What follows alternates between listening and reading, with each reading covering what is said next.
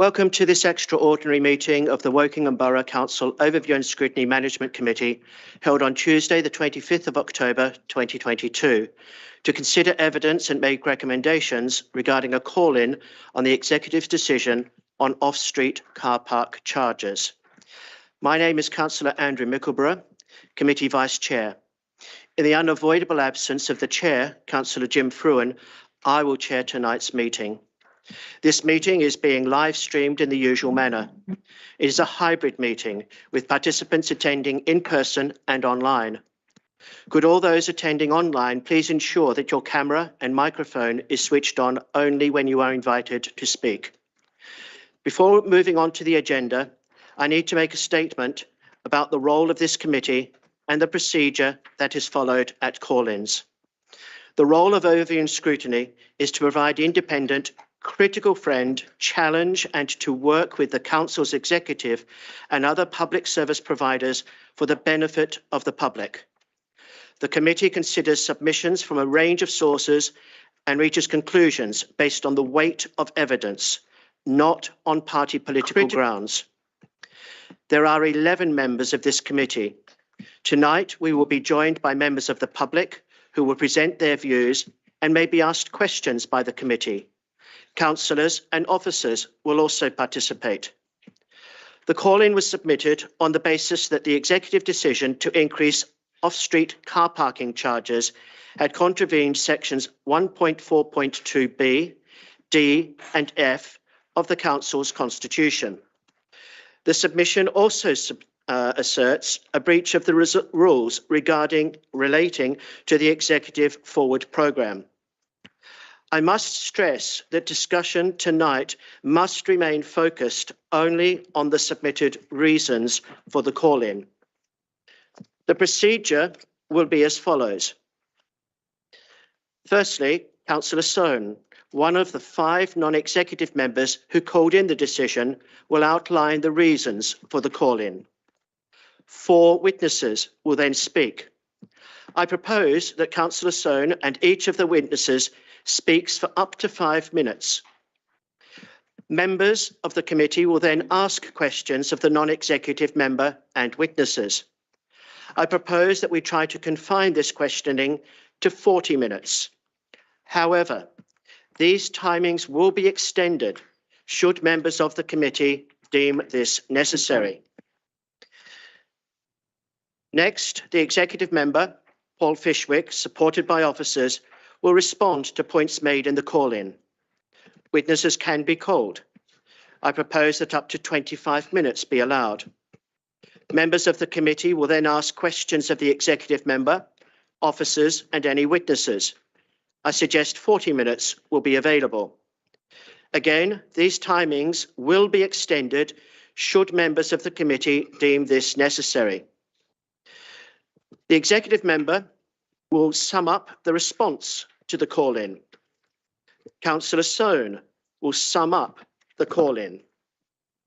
The committee will then consider the evidence submitted, draw its conclusions and decide whether to confirm the executive decision or recommend that the executive reconsiders its decision with appropriate recommendations.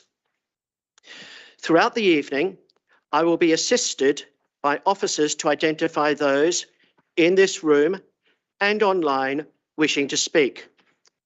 I shall take questions in the order in which we see hands raised. So please do endeavour to ensure that we see and acknowledge if your hand has been raised.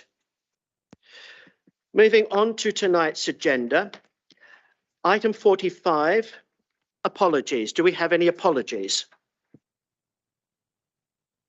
Yes, Chairman.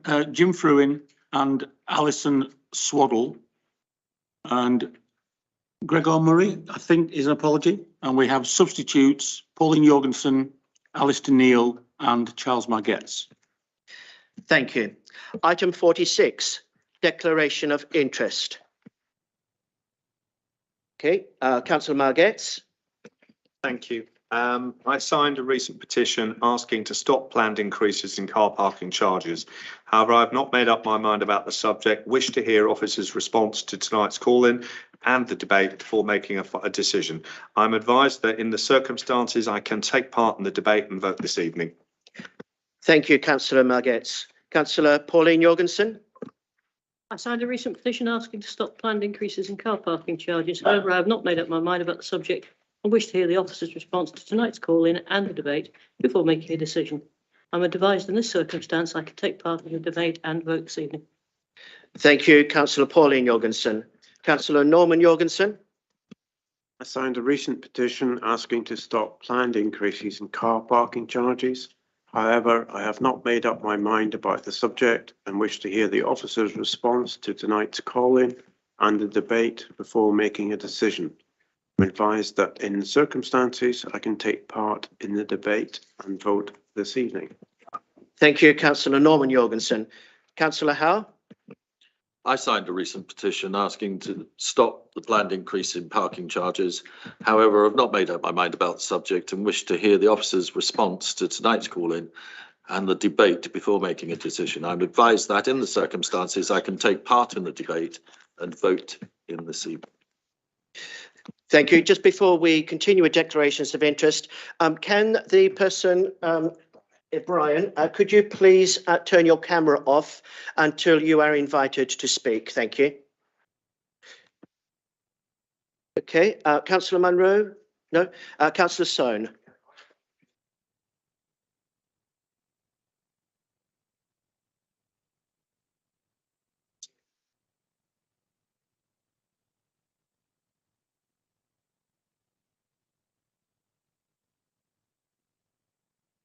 Thank you. Are there any other declarations of interest? Moving on, item 47, were there any public questions? None received, Chairman. Item 48, any member questions? None received. So we move to item 49, the call-in on off-street parking charges.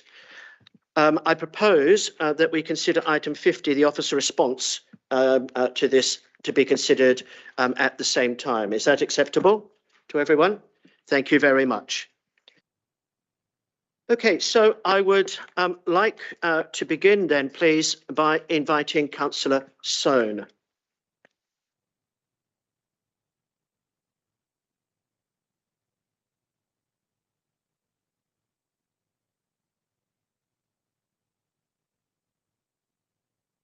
Thank you very much, Chairman. I'm Bill Sohn. I'm Councillor Bill Sohn and represent Loddon Ward in Woodley. The proposed parking charge increase is one that will have a considerable effect on businesses and residents in equal measure. Therefore, it is essential that the process required in bringing this into being is carried out diligently. It would appear that this has not been the case in this instance. In 2016, a precedent was set to consult on a small increase in charges outside of the TRO process. The TRO process is after the decision has been made.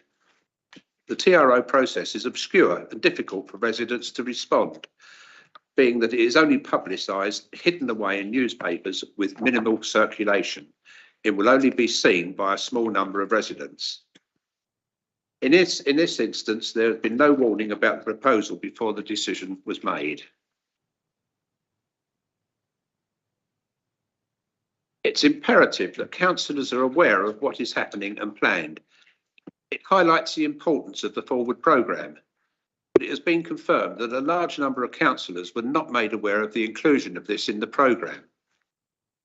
It is enshrined in the Constitution, 5.4.8, and is therefore a specific requirement. Officers have conceded that this section was breached. As I mentioned at the beginning, this proposed increase in addition to the evening and Sunday charges will have a detrimental effect on businesses and residents. As I've said, I represent the Loddon Ward in Woodley, and if I may be rather parochial for a brief period, I feel I must highlight some of the pitfalls this proposal will create. Firstly, we have a thriving nighttime economy with a number of restaurants and takeaways in the precinct. With the proposed inclusion of Sunday and evening charges, this would have a huge detrimental effect on this sector, with diners choosing to visit out-of-town eateries with their own free car parking. This comes at a time when many of these businesses are just recovering from the aftermath of the pandemic. Our Sunday market will also suffer a reduction in footfall, not only affecting the stallholders, but also the retail units that are also open. Our very popular community centre, the Oakwood Centre, just across the road from the precinct, hosts many clubs and charity organisations. This is in the evenings. This is very popular with the older generation. The effect these increases will have is the possible closure of businesses in the centre due to reduced footfall. And as yet, no decision has been made that Waitrose will be in a position to continue to refund the increased cost of the first hour. The very worrying outcome being that our Waitrose store could be one of those businesses to close. Where would that leave this council? Loss of revenue due to the fact that the council owned the property occupied by that retailer. Any increase in parking costs at times may not bring about the hoped for increase in revenue due to the many factors brought about by this ill thought out scheme. Thank you. Thank you, Councillor Soane. Next, I would like to call the witnesses, starting with Councillor Keith Baker, who is on Teams. Councillor Baker.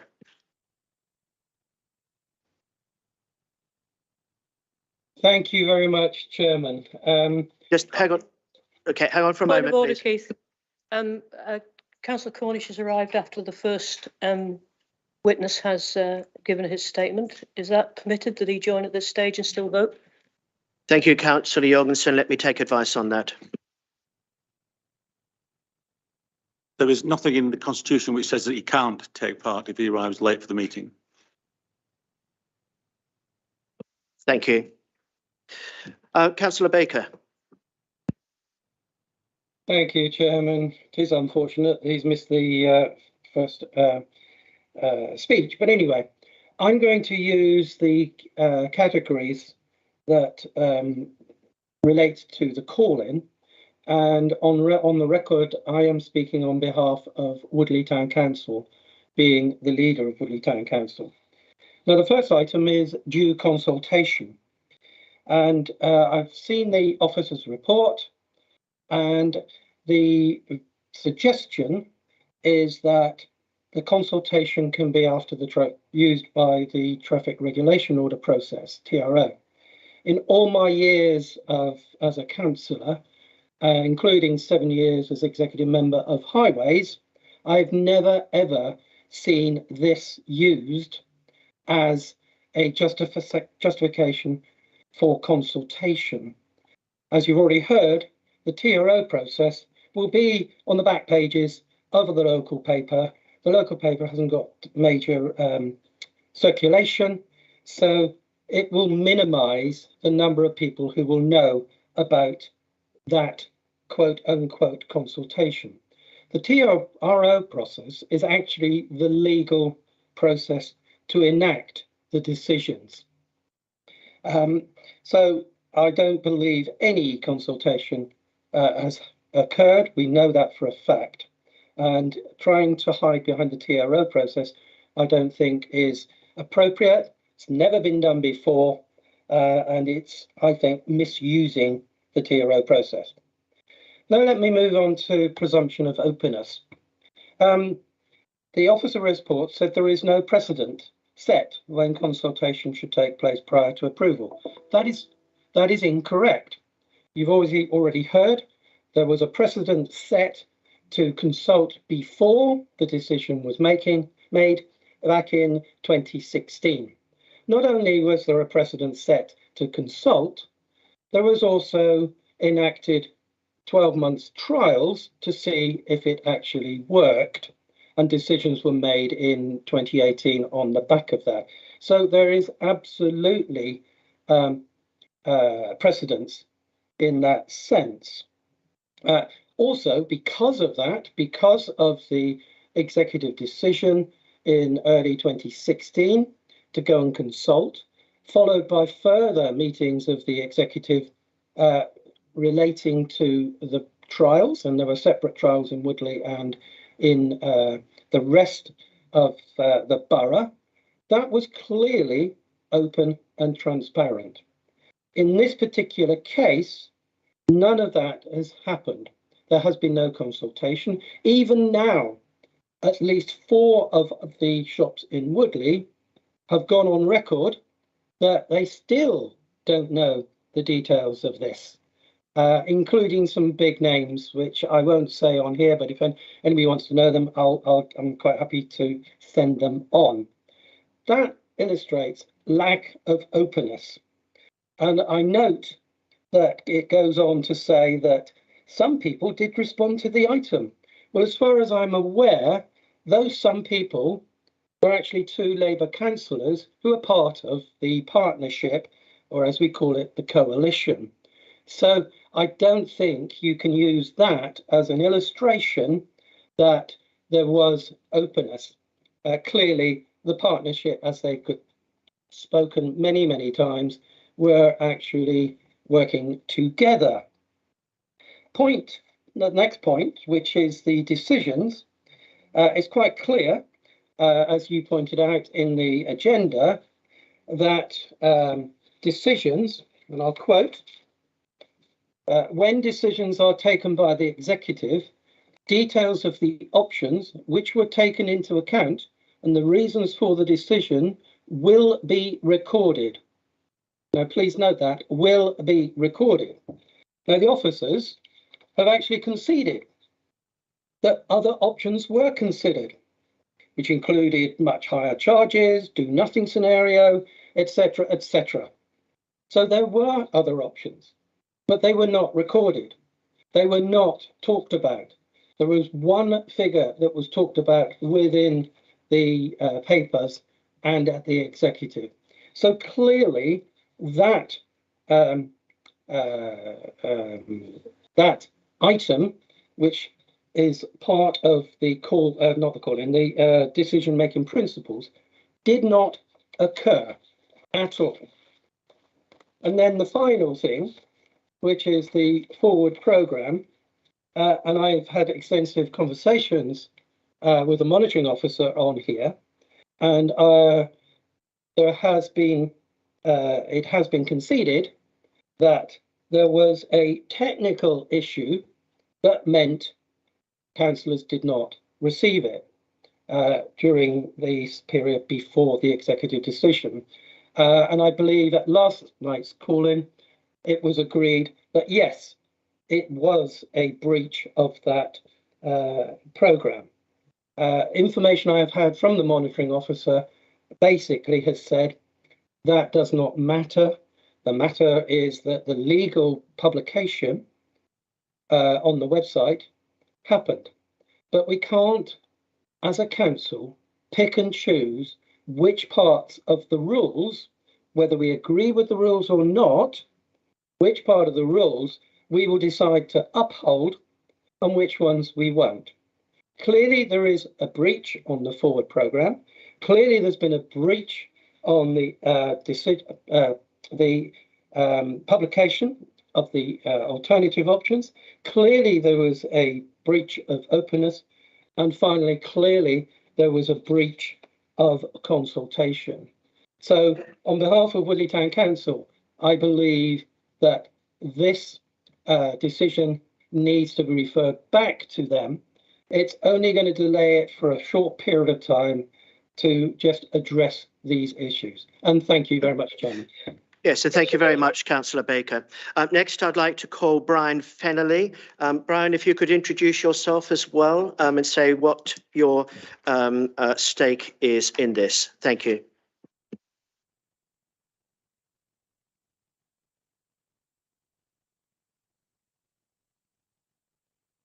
Brian?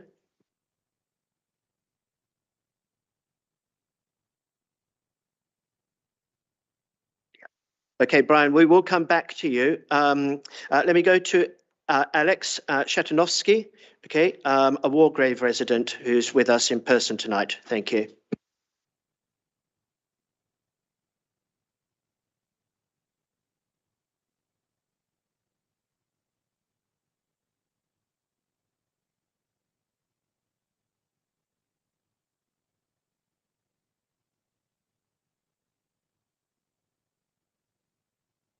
Good evening, Mr. Chairman, members. My name is Alex Shatanovsky. I'm a Wargrave resident. I live in Baxadines, which some of you may know runs up alongside the School Lane car park. Wargrave has a parking crisis.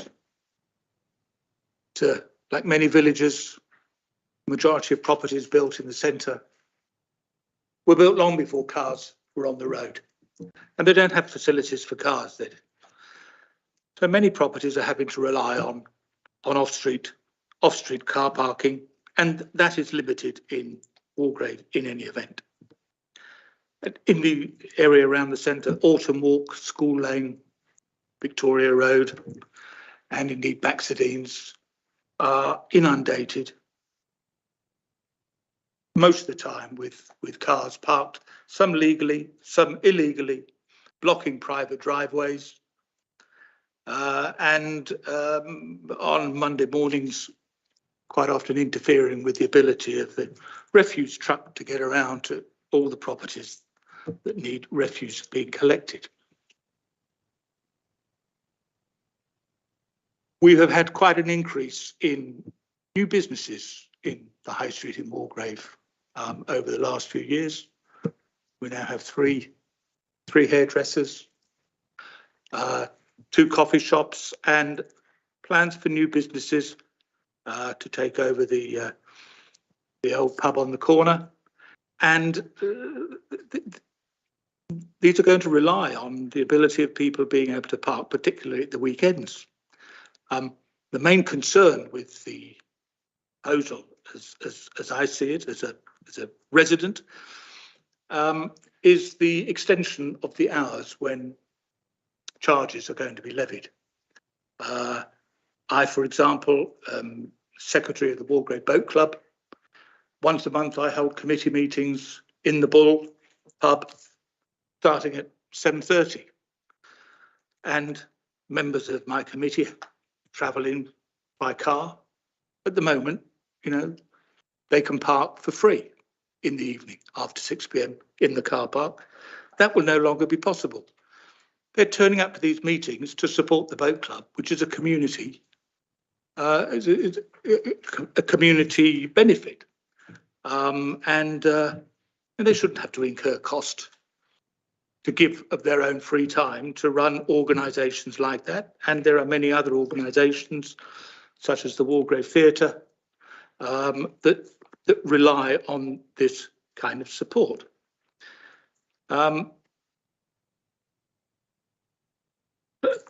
I'm with a crutch today, having had a hip replacement not that long ago, and fortunately I was unable to walk to the Bull last Sunday to have some lunch. I had to drive down, and fortunately could park in the car park. I think I would have been very unhappy if I had to pay an extra £3, because that's quite an increase onto the cost of a lunch. And also, I know the Bull has residents staying there on a regular basis, and in the future, they're going to have to be updating their payments at 6 o'clock in the morning, when even hard-working people should still be asleep, in all honesty.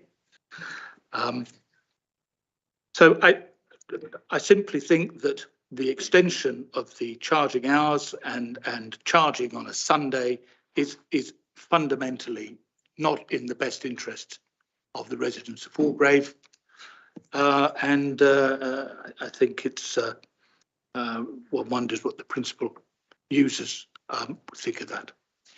Thank you. Thank you very much, Alex. Yes, if you could switch the microphone. Thank you. Okay, can we try to go back to Brian Fennelly, please? I don't know if you're online now. Yeah. Thank can you. hear me now? Thank you, Brian. Hi. Thank you. Yeah, I'm Brian Fennelly. I'm the town centre manager for Woodley, representing the Woodley Town Centre Partnership. Many of you will know that's a partnership that's part funded by Working Borough Council, Woodley Town Council, and the traders and businesses of Woodley. Our main concern, and indeed the concern of businesses in Woodley, is that we were not consulted on these proposals. And I guess our definition of consultation is what most people would consider to be, was it discussed with us? Were we talked about it? That's what we mean by consultation. We had no idea that this was going to happen until it was announced generally.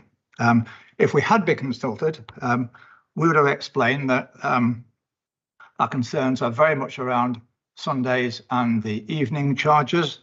It was stated to me last time that Sunday was regarded as a normal day. We would have explained that we do not see Sunday as being a normal day. Most retailers can only operate for 6 hours. That's not a normal trading hours for a normal supermarket. And indeed, the staff that work in those shops are invariably paid a premium rate to work on that Sunday. So we don't see it as a normal day. It's a very expensive day for shops to actually operate. We would also have communicated the serious consequences that evening charges have on several community groups in Woodley.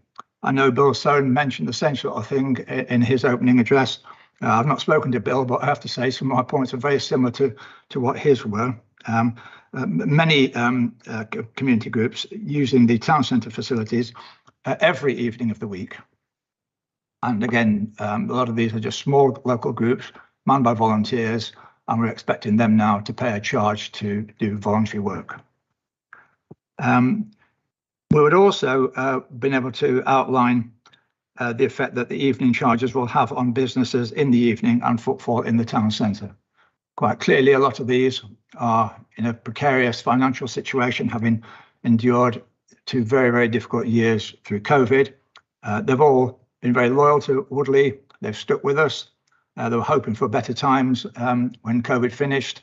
It's been difficult since then, but to be hit by this now is kind of a devastating blow to businesses that are just about keeping their heads above water. So had we been consulted, we would hope to have made those points earlier, and we would hope that those, by talking to us and talking to retailers, we would have maybe had some influence on the decision.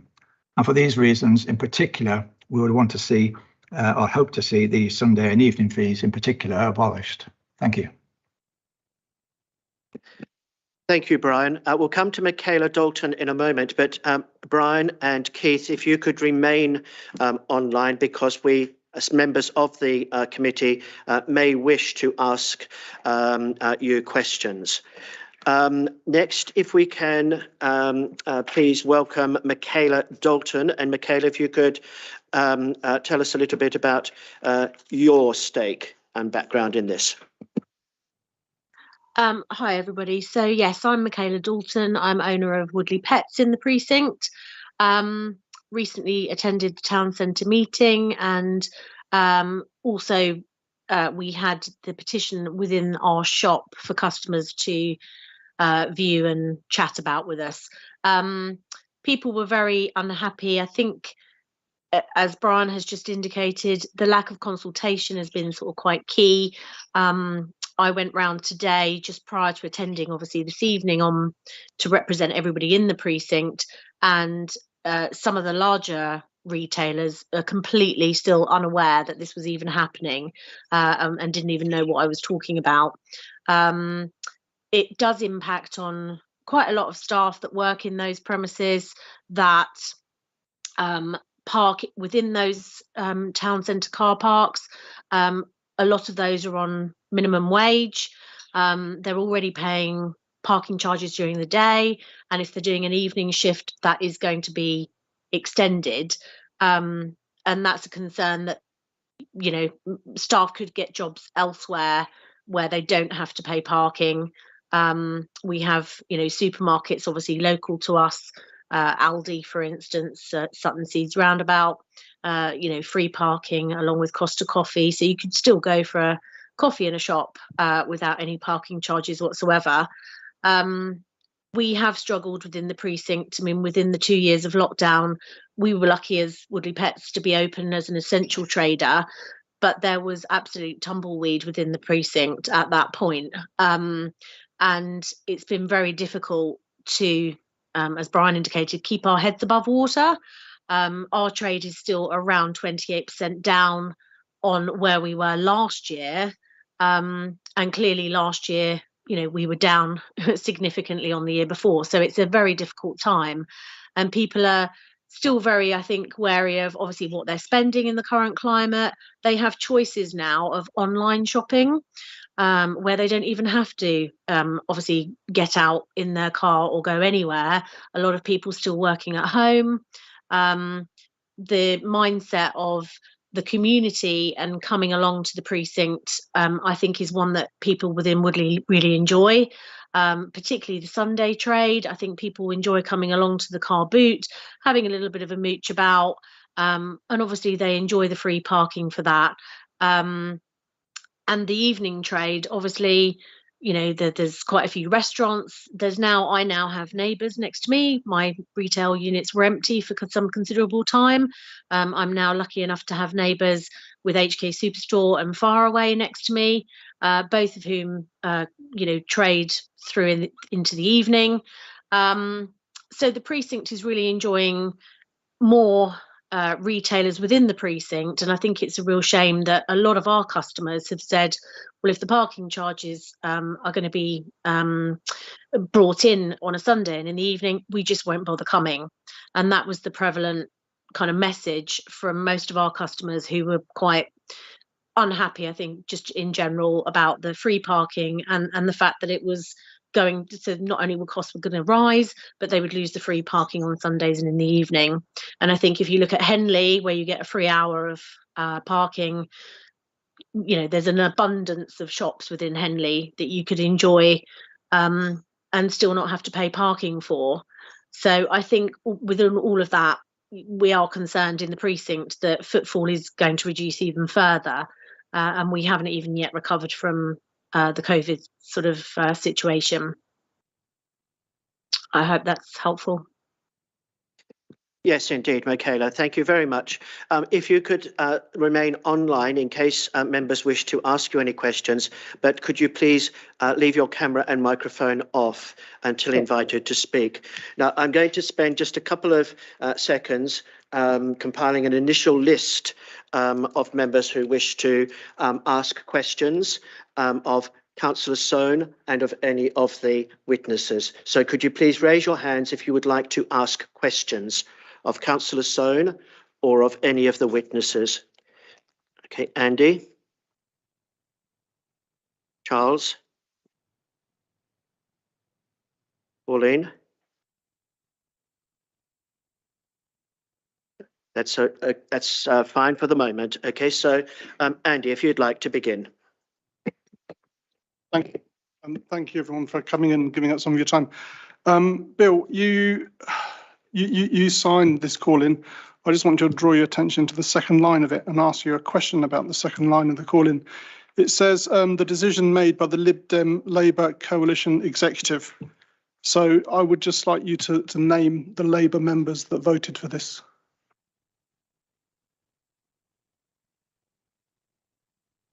Yeah, please. Sorry, you're saying that the Lib Lab coalition signed the... No, you signed a document. Yes. Which describes a Lib Dem Labour coalition executive. Yes. So I would like to name the Labour members of the executive.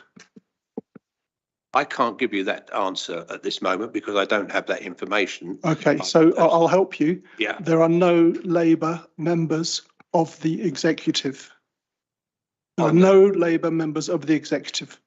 Okay, there is no Lib Dem Labour executive. So it is either the executive or it is a Lib Dem executive. And you undermine your case by signing something which is just clearly political? I would have So to, that's my first question. yeah, I would have to defer to Keith, I think, who has the list of signatures. I don't have that in my possession at the moment to be able to say exactly who did sign it. Yeah. Councillor Pauline Jorgensen has raised her hand. Is it directly related to this point? Thank you. I'll take that then. I'll just remind Councillor Crowe of what I said yesterday in the same call-in, in the different call-in when he made the same point. The only reason that there is a Lib Dem executive is because the Labour Party and the Independents are propping up the Liberal Democrats. If there wasn't a Lib Dem... Councillor Pauline Jorgensen, I'm going to stop you there, okay, because the remit of this committee, okay, is to reach a decision, an informed decision on the call-in. It is not to make party political It's no more points. party political, Chairman, than the point Andy made. And I will apply exactly the same standards to every member of this committee. Thank you. Okay, thank you. So my second question is the call-in document refers to the 25 councillors who did not receive a copy of the forward programme. Now, the group of councillors to which you and all of you guys belong is a very, very experienced group. I suspect between you there's probably over 100 years of being a councillor. It's quite an accumulation of knowledge. Now, it seems to me that between that, with that 100 years of knowledge behind you, if you were used to receiving this email every month, and it was an important email which allowed you to plan your future activities, the absence of such an email for 2 or 3 months would have set off all sorts of alarm bells. And what we seem to be saying is that it didn't set off any alarm bells, and that nobody made an attempt to get hold of the forward programme, and no one knew that the forward programme was on the website. Is that what we're saying? No one realised? Well, I don't really see that that can be a defence on the part of not actually producing that was visible to us. We have a lot of documents that come through, as you well know, and not to be informed or to receive the necessary documentation is a mistake and an error in the first place. How we actually get our information is in many ways. One of those ways is to be notified by the officers of the forward programme. We didn't receive it, therefore there is an error. I did see Councillor Pauline Jorgensen raise her hand. I will remind all of us, though, that the purpose of this section of the meeting is to ask questions of the person who is speaking in behalf of the call-in and the witnesses.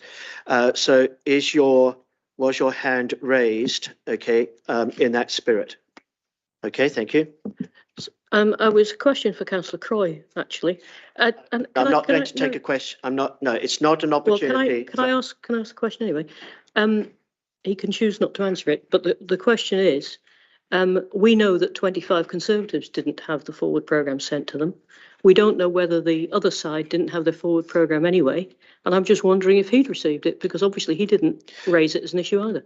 Okay, if I may intervene then, the second reason given for this call-in, it refers to this particular issue, okay, will, I am sure, get very, very thorough scrutiny, particularly when we have officers on hand to provide advice. So I'd like to leave that until that point, please.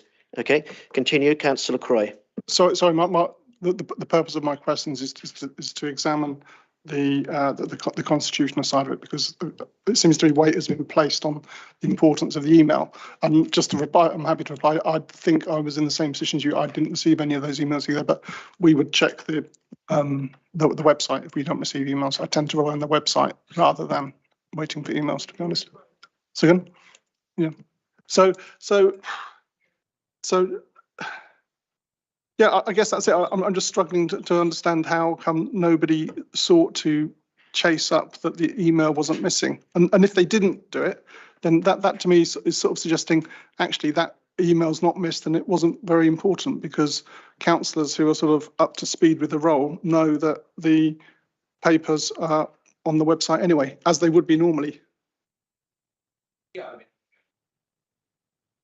Sorry. Dispute that, but what I do say again is there was an error and a mistake made in that forward programme not being submitted to all councillors. Thank you, Councillor Soane. Councillor Croy? To say, so is Andrew coming tonight? Is Andrew Morton coming? Okay, so I won't put words into Andrew's mouth, so I'll leave it there then. Okay. Councillor Charles Margetts. Thank you. My question was to, sorry? Thank you. My question was to, I believe, Michelle from the pet store in Woodley. I'd understood from talking to officers here in Wokingham, and Paul will correct me if I get this wrong, that car parking has returned to about 70% of pre-COVID levels in Wokingham, possibly 75. You think more? 80? Okay. 85? Do you want to give me a figure? Okay, thank you. In Woodley, basically, we're talking about, or you talked about the impact on traders and the impact on footfall and how your business had experienced that during COVID and how much it had recovered to now. And I was interested, you mentioned a figure basically. Is there a figure for footfall in Woodley that you're aware of? Are other traders experiencing the same thing? Do you have any idea how much basically footfall is down on what it was pre-COVID? Okay, before answering that, just a very small point of clarification. An inadvertent error. It's not Michelle, it's Michaela. Thank you. My apologies, Okay. Michaela. Michaela? That's okay. I can't obviously talk for everybody within the precinct in terms of numbers because I can only tell you about my numbers. I know that mine are around 28% down. Having spoken though with Lidl this afternoon, I spoke with the manager there.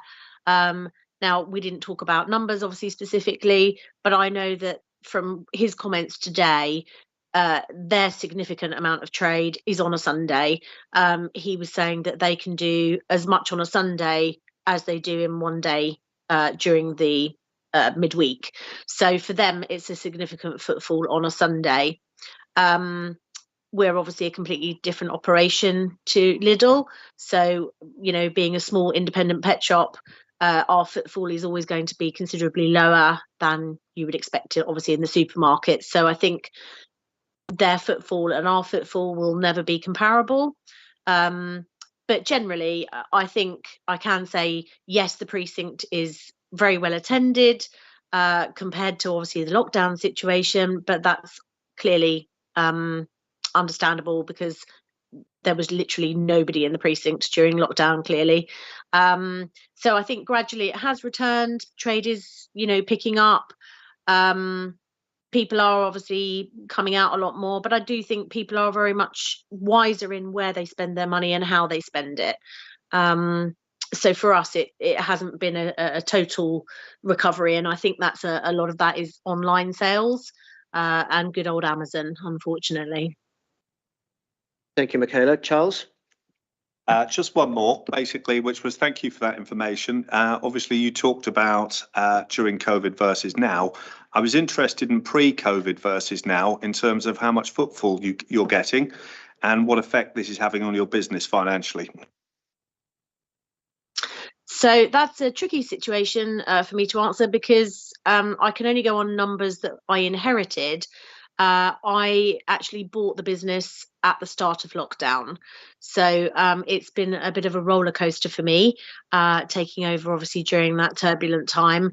But I can tell you that I think it was around 45,000 down in the first year. So it's been an incredulously difficult time. But prior to that, I think sales were very buoyant. So the shape of where we were and where we are now is miles apart. I hope that answers. Thank you. That does answer my question to you. Could I ask Brian the same question, please, if he's got a broader understanding of footfall in Woodley, basically pre-COVID in comparison to now, and what the financial effect has been on the traders? Yeah, thanks. I mean, I talk to retailers quite a lot about this. A lot of the information I get is anecdotal, to be honest. Retailers understandably don't want to divulge too much. What Michaela is talking about there, 28%, doesn't surprise me, though. I guess the anecdotal evidence to me was suggesting something around 30%. So although it is only anecdotal, and I would stress that, I've got no data, no hard data to really back that up. But certainly there's no doubt whatsoever that footfall is lower, considerably lower than it was before COVID. Thank you. Councillor Pauline Jorgensen. Thank you, Chairman. A quick question, I think, for Michaela and Brian first. I don't mind either or both or which. If you had been given the opportunity to actually give some ideas about parking charges in advance of the TRO, would you have been willing to join a group to do that? And would you still be willing to if the executive member gave you the opportunity? Well, Yes, Michaela, you go first. yes, absolutely.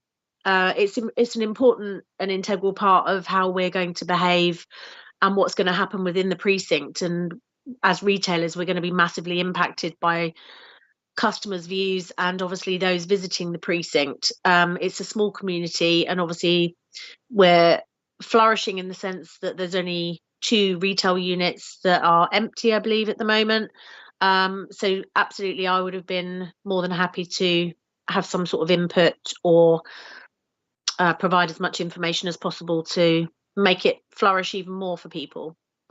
Thank you, Michaela. So to be clear, the question was if the executive member changed his mind and allowed you to consult with him before he put the TRO out, you'd still be willing to do that. And I think you said yes. Correct. Thank you. I presume the same goes for Brian. Yeah, absolutely. I would welcome the opportunity to do that, and I feel it would be a very valuable thing to do as well. You've heard from Michaela there just how close she is to her customers. The retailers in any town, but in Woodley in particular, they know what their customers are saying. They know their businesses, and they can make a valuable contribution to such a debate. So certainly, I would be absolutely delighted to represent them and represent their views on any such committee. Yes. Thank you very much. The second question was the same one for the resident Alex from Wargrave.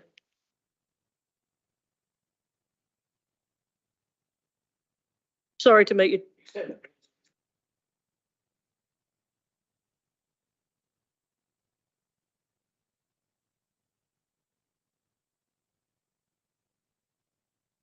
Sorry.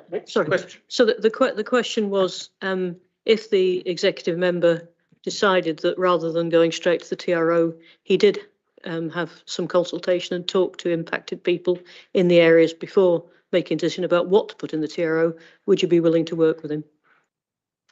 Would I be willing to work with him and help? I don't see any reason why not. Okay, yes, thank you.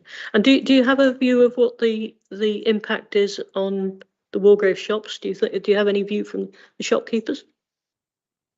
I've not talked to them about it, no. Okay. Thank you very much. Sorry to drag you over. No problem. Another question, Councillor Jorgensen. Thank you. I'd like to ask 2 questions of Councillor Baker, and that will be followed by questions from Graham and Andy, and then Pete.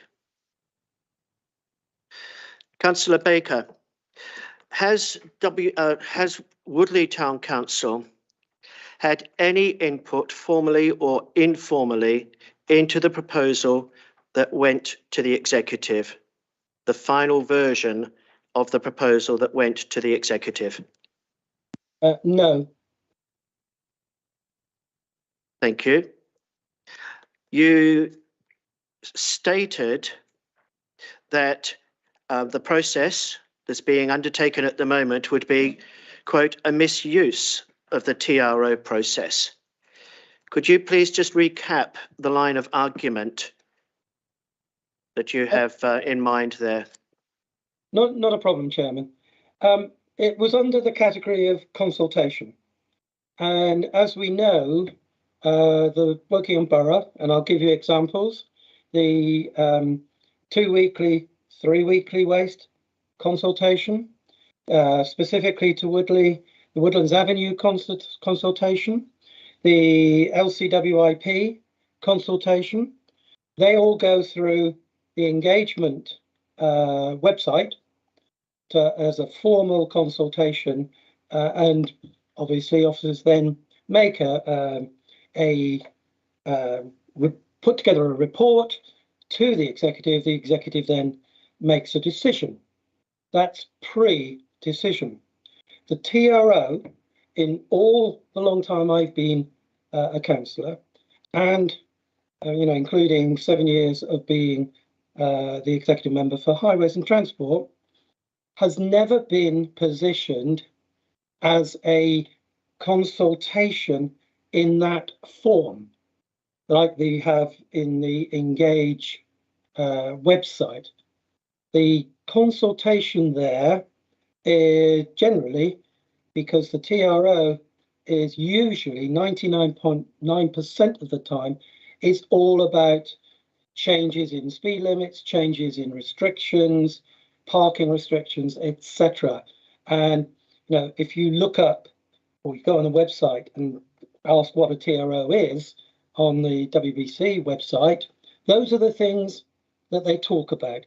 Yes, legally, they have to do a TRO to legalise any car parking changes.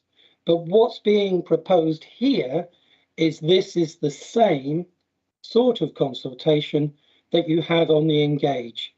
Now, on the Engage website, you have it there accessible to all the people on the internet.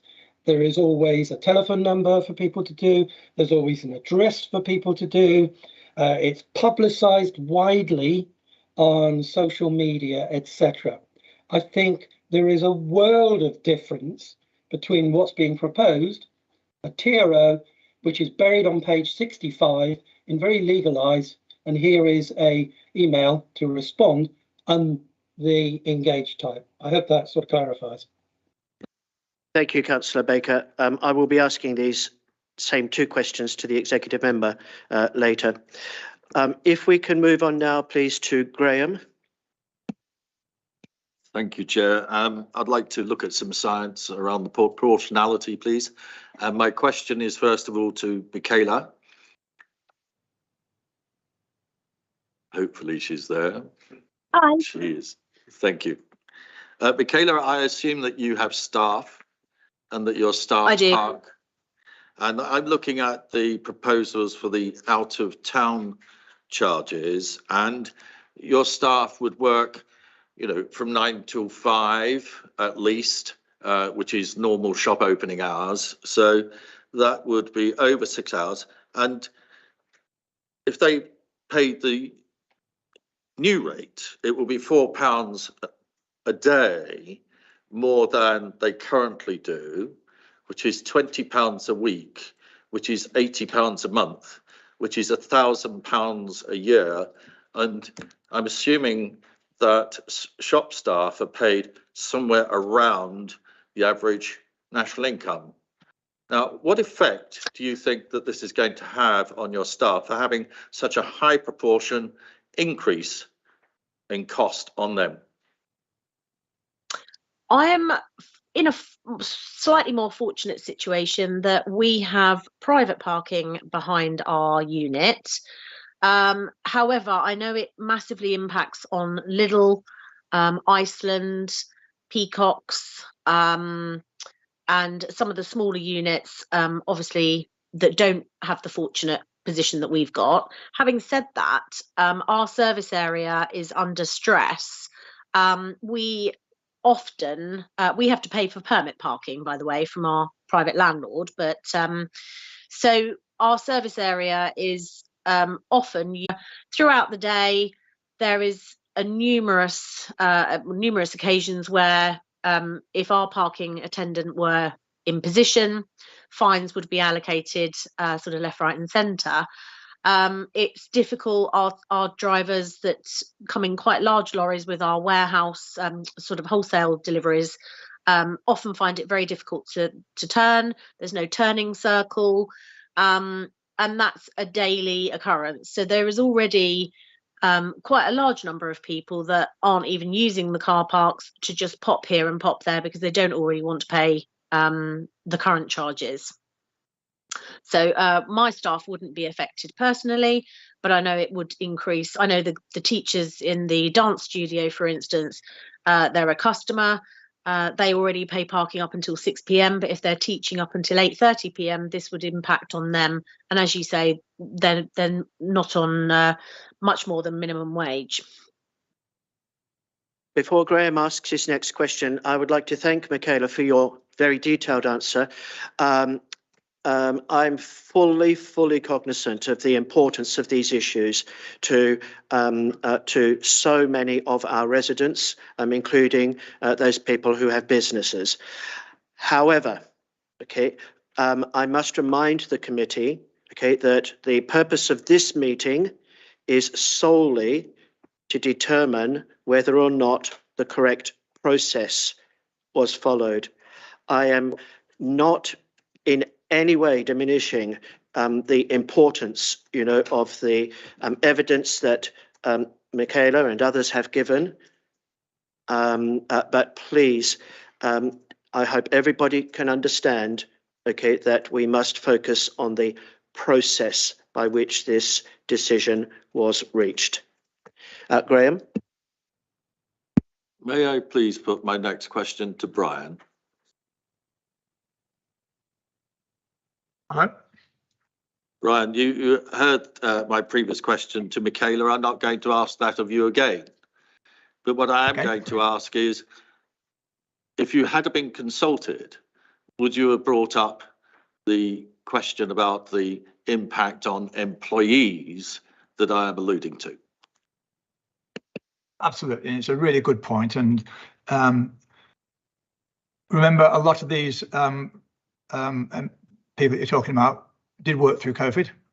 They were key workers, and they are now not particularly well paid, certainly well below the average average national wage. In fact, quite a lot of them are not paid at all. We have a number of charity shops that rely on volunteers. That's a good thing. Charity shops in this day and age, for obvious reasons, are providing a very important community service to any town, but particularly in Woodley. The stuff they're not being paid at all and now are being expected to pay the kind of parking fees that you're alluding to there. And of course, yes, we would have hoped to have landed that point. I'm not convinced at the moment that that point was considered anywhere near in anywhere near the sort of detail that we could give. So yeah, I'd love the opportunity to be able to put more meat on the bones on those kind of issues. Thank you, Brian. Graham, another question? Thank you. Andy Croy. Thank you. And my questions are, I guess, are to Keith and to Brian, and they're to do with proportionality. So at the Woodley Town Centre Management Partnership meeting in July, I would just like to read a couple of extracts from the minutes, which are to do with parking. So AJ, who I think, I don't know who that is. AJ believes that council car park fees are strangling footfall, and JB suggested a free hour would be beneficial to residents who were visiting for short periods of time. KG commented Henley have free parking between 9 and 10. KB, which I think is Keith, commented that car parks are full, so does not suggest people are being put off, especially as the charges had remained the same for many years. JB suggested it was not the cost, but the principle. So there at the Woodley Town Centre Management Partnership, we have, I think, a discussion and an acknowledgement that it's not necessarily the cost of parking that drives usage and indeed footfall, but it's also the psychology. We were talking about the principle there. So I was just wondering, to what extent do you guys think that it's the straightforward increase in the price of parking will affect footfall, or do you think that the continual sort of bad news about Woodley will actually drive down footfall? Before I even attempt to ask, can I ask the chairman, in light of his several comments about it's to do with the process and the call-in, and the fact that Councillor Croy, he opened up his little mini speech there talking about proportionality. The call-in does not cover proportionality So based on your ruling. Councillor Baker, if I can interrupt there, I'm afraid that you do not have the opportunity to ask questions of the committee members. Thank you. So would you like to respond? I did allow Councillor Croy's question. I would like to invite you to respond if you wish. So I have to respond. Sorry, this seems a nonsense. You're asking me to respond on something that we haven't put in the call in. But can I ask, because I just switched off when he said proportionality, could you abbreviate briefly, Councillor Croy, your question? You said earlier this year that the car parks were full and that it wasn't car park charges that were important, and you didn't think that footfall was being affected by car park usage because the car parks were full. So I just want to know what you think is the relationship between the possible loss of footfall, which you're worried about. Do you think it's a straight linear relationship between the increase in fees, or do you acknowledge that there is also a psychological element in that if people think bad things about the town centre, they won't come into the town centre? My first comment is I cannot believe I actually ever said that, because having spent 7 hours in 7 years in executive as executive member for highways, with a speciality on car parking, and I can send you a spreadsheet of 20 years worth of car parking, right? There is a direct relationship with attractiveness to go into a town and park in their car park, right? There is a direct relationship. I'm not going to say it's linear or it's... Okay, I'm afraid, Councillor Baker, I'm going to interrupt there. I was reluctant to interrupt earlier because, as I said previously, these are very important matters to our residents. However, okay, the question was premised on assumptions relating to proportionality. Proportionality, I'm afraid, Councillor Croy, was not one of the reasons stated for this call-in. So I'm afraid we have to end that line of questioning. I was taking my lead from Graham, who asked a question on proportionality. Do you have another question? No. Okay. Right. Councillor Jorgensen, is it directly related? No. Okay. I'll come to you after Pete, Al, It's and a then point of order again. That's fine. Thank you. Thank you. I noticed just out the back of my site that the illustrious chairman of this committee is now sitting in the back of the room. And seeing as you allowed Councillor Cornish to arrive 15 minutes late and take part in the discussions and the vote, I'm wondering if he's going to be taking over the chair as our normal chairman. So on that point, the Constitution does say that if a substitute has been appointed and attends, then that person should stay for the duration of the meeting and the original member should not take over. Thank you very much.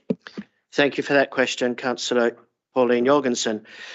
Councillor Pete Dennis. Hello, this is a question for Alex over there.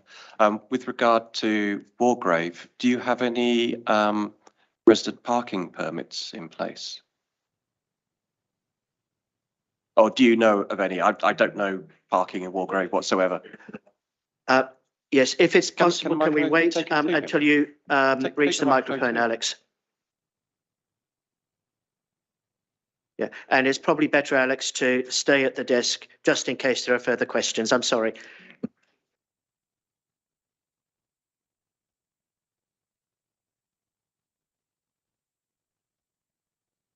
I believe that residents can book weekly or monthly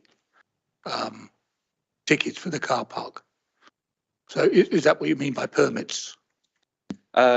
Kind of. So for the car parks and for the on-street parking. So I'm aware that there's a couple of residents parking spaces beyond. I'm sorry for interrupting, Alex and Pete, but I would like to suggest that this point is raised when officers are presenting and available to take questions.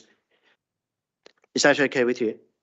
Okay, The reason for asking was really to understand the residential parking issues that are within Wargrave as presented by the resident as opposed to the officers. So I'm just getting a feeling what issues are there, which is. Yeah. I'm happy for you to continue with that line of questioning. Thank you. My belief is that it's very limited. I'm aware of some residents, a couple of residence spaces just beyond the Bull hotel and pub. But that's all I'm aware of personally. And just to kind of put you on the spot, which is maybe unfair, is do you think that residential parking would be a viable solution for the parking issues that you have mentioned?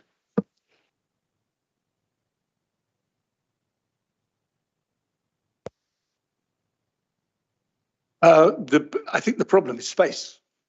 I think if there was enough parking availability on the streets to suit the needs of Wargrave residents, then the fact that some of it might be more exclusively available for residents of a particular area, I can't see that being a downside. I'm very sorry, I'm going to interrupt again. I did indulge you in allowing that line of questioning to get a feel for some of the parking issues, specifically in this instance in Wargrave. But I must remind everybody again that the focus this evening, okay, is on process.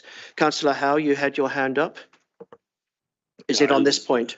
I was merely going to question Councillor Dennis's approach. I mean, the feeling of one person as part of the evidence seems a bit spurious. Okay. Further questions? No, I'm happy with that and I'll take Graham's point. Thank you. Thank you. Councillor Al Neil, followed by Councillor Pauline Jorgensen. Thank you.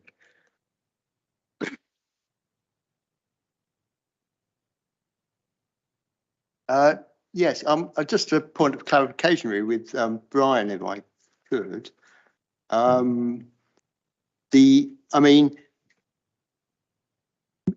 Michaela has, she's effectively hiring a private car park and subsidising her staff's parking. I mean, surely this is just a business decision. I mean, any other business in Woodley could also subsidise their staff's car parking. It's not really whether it's in the Woking car parks or by buying their own car park. I mean, it doesn't seem to me to be affected by the fact that it's a borough council car park. It seems to be a decision of the businesses. Yes, yeah, I think it would be. But I guess a lot of businesses will be reviewing those kind of charges in view of the kind of current trading position that they're in. So what would have been seen as a perk that they could have afforded maybe pre-COVID is probably something that's under review now. So of course, businesses can choose to do that if they wish. My experience is though, increasingly they are not doing that at all, and staff are having to make the payment themselves. Councillor Neil, did you also direct that question to Michaela, or was it just to Brian? Not really. I mean, I don't want her to tell us how much she pays to hire her car park. Okay, that's fine. Do you have a further question? Okay, Michaela, you have your hand up. Thank you. Just to clarify, thank you. Just to clarify, it's actually a landlord arrangement, so it's not my personal choice. My landlord owns a service area where we are allocated parking. It comes within our lease, and we buy permit space within that area. So it's just that our block of retail units is owned by a particular landlord and has that particular setup. I hope that helps. Thank you, Michaela. Okay, does that conclude your questions? Okay, Andy Croy. Thank you. My question's for Bill, and I want to return to the point about the options, which I think you said weren't taken into account. So I think a lot of discussion so far has been focused on lots of quite emotive and important to individuals and small parts of communities in terms of the parking, but surely the key decision here is about the gap in the budget, and that is the challenge faced by the executive. There's a 600 to 800,000, let's call it £700,000 gap in the budget. Now, that gap was identified by the previous administration. I think I'm right in saying, because it was, I think, initially put forward as an option to close that gap. That option was withdrawn, and the decision to close the gap was kicked into the long grass. So do you accept then that the key options, the two options here, are to do something about raising more money from parking and leaving a hole in the budget? They're actually the two options, aren't they? I'll accept your question, but I think this is something outside of the remit, as your chairman has already said. We're here to discuss the process. Yeah. But I would answer and say I don't think that the options are available, and the fact that the options that you've come up with, increasing car parking charges, are necessarily going to clear the hole in the budget, because I think the lack of footfall that this will create and the problems that it will create will actually wipe away a lot of the revenue that you're hoping to get. But having said that, as I say, I think this discussion, as your chairman said, is about the process. Excuse me, Pauline, is this a point of order? Fine, thank you.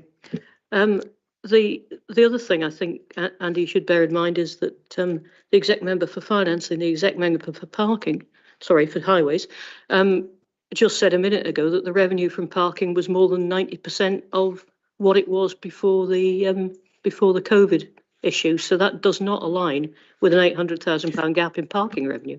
Okay, I'm going to interrupt there again, I'm afraid. This is not an opportunity for members of the committee to answer other committee members' questions.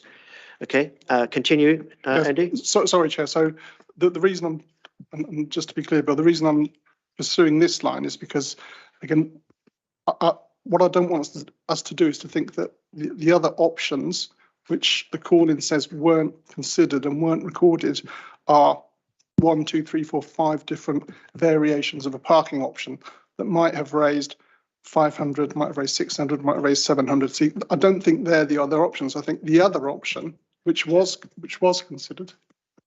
Councillor Maggetts.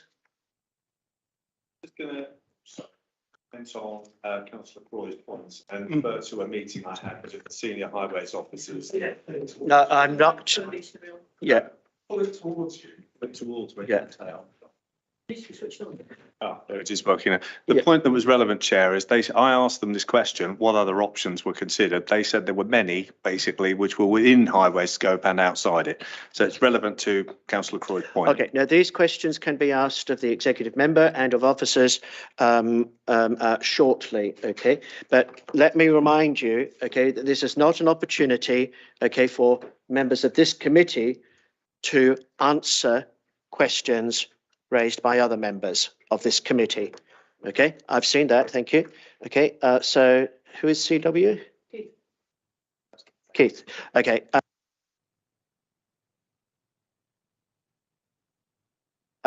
Councillor Baker, is this directly in answer? It is absolutely, because I was the one, not Councillor Soam, who raised the issue of options. And you are absolutely spot on that this is all about process. It's not about a content. It's not about who does what. So I fully support you as a chairman of what you're doing. But again, I'll remind the committee that the decision-making principles, one of the reasons for the option, which is item F, says, when decisions are taken by the executive, details of the options which were taken into account and the reasons for the decision will be recorded. Will be recorded. That is a very simple yes or no. We all agree that options were considered. I would think officers would be remiss if they didn't. But the point I'm making, and it's a procedural point for the decision-making process, is that they were not, the details were not recorded. So okay, so I'm going to interrupt there. I'm sorry, Councillor Baker. Okay, I'm sure that this is a line of questioning that will be pursued with the executive member and with the officers. Okay. Councillor Croy, do you wish to continue? Yes, I think to everyone, thank you for your contributions. I think that the point I'm trying to make is that you're seeing the options in terms of different versions of the car parking, the new car parking schedule. What I'm saying is that the two fundamental options which were considered were do nothing and have a £700,000 gap, or do something and not have a seven. It is the process because the process is about it is because it's where the details of options taken into account. And what I'm saying is, listen. Okay, please do not interrupt. Okay. I believe that there is reference in the calling documents to options not being considered, and for that reason, okay, I have allowed, okay, this line of inquiry. I would like, though, to try to draw it to a conclusion so that we can address this issue with the executive member and with the officers, okay, to get their views on this issue. Councillor Norman Jorgensen. If you're going to allow questions on this, then surely allow the answers. You keep chopping off the people that are answering, but not chopping off the questions. A bit of balance would be good. Chairman, please. Councillor Munro. It's a question for Councillor Keith Baker. Keith, and I've been listening to this discussion. It just strikes me as really strange, having spent ages and helping a lot of old businesses across the borough during COVID. In fact, I think we handed out £90 million worth of support. Do you think these businesses are going to feel that we're being a reasonable council in dealing with them? Keith? Okay, Councillor Munro, I allowed you to ask a question because I thought that it was related to the same line of questioning as that of Councillor Croy. Okay, this is a different line of questioning and it is not related to the process. It's not related to, in my view, to the issue of process. And I did not cut off the opportunity to ask that question. Thank you. Okay, Councillor Croy. Any further questions? Nope. Okay, well, I've come to the end of my list, so I want to ask just one more time. Is there anybody, any committee member who would like to ask either Councillor Sohn or any of the witnesses present a further question or questions? Councillor Howe?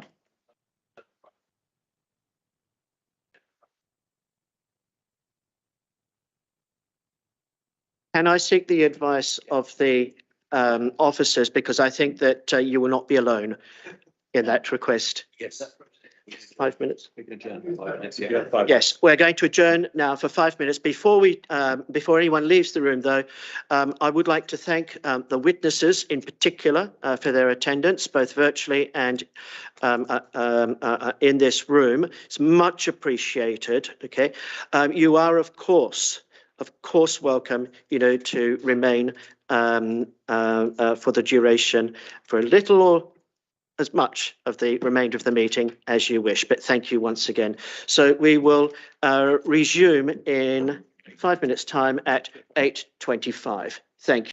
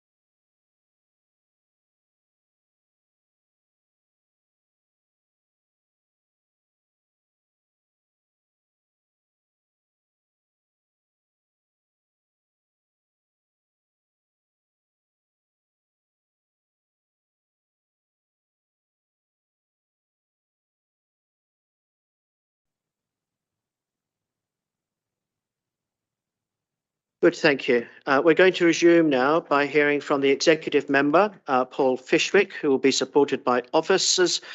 They will be responding to points made in the call-in.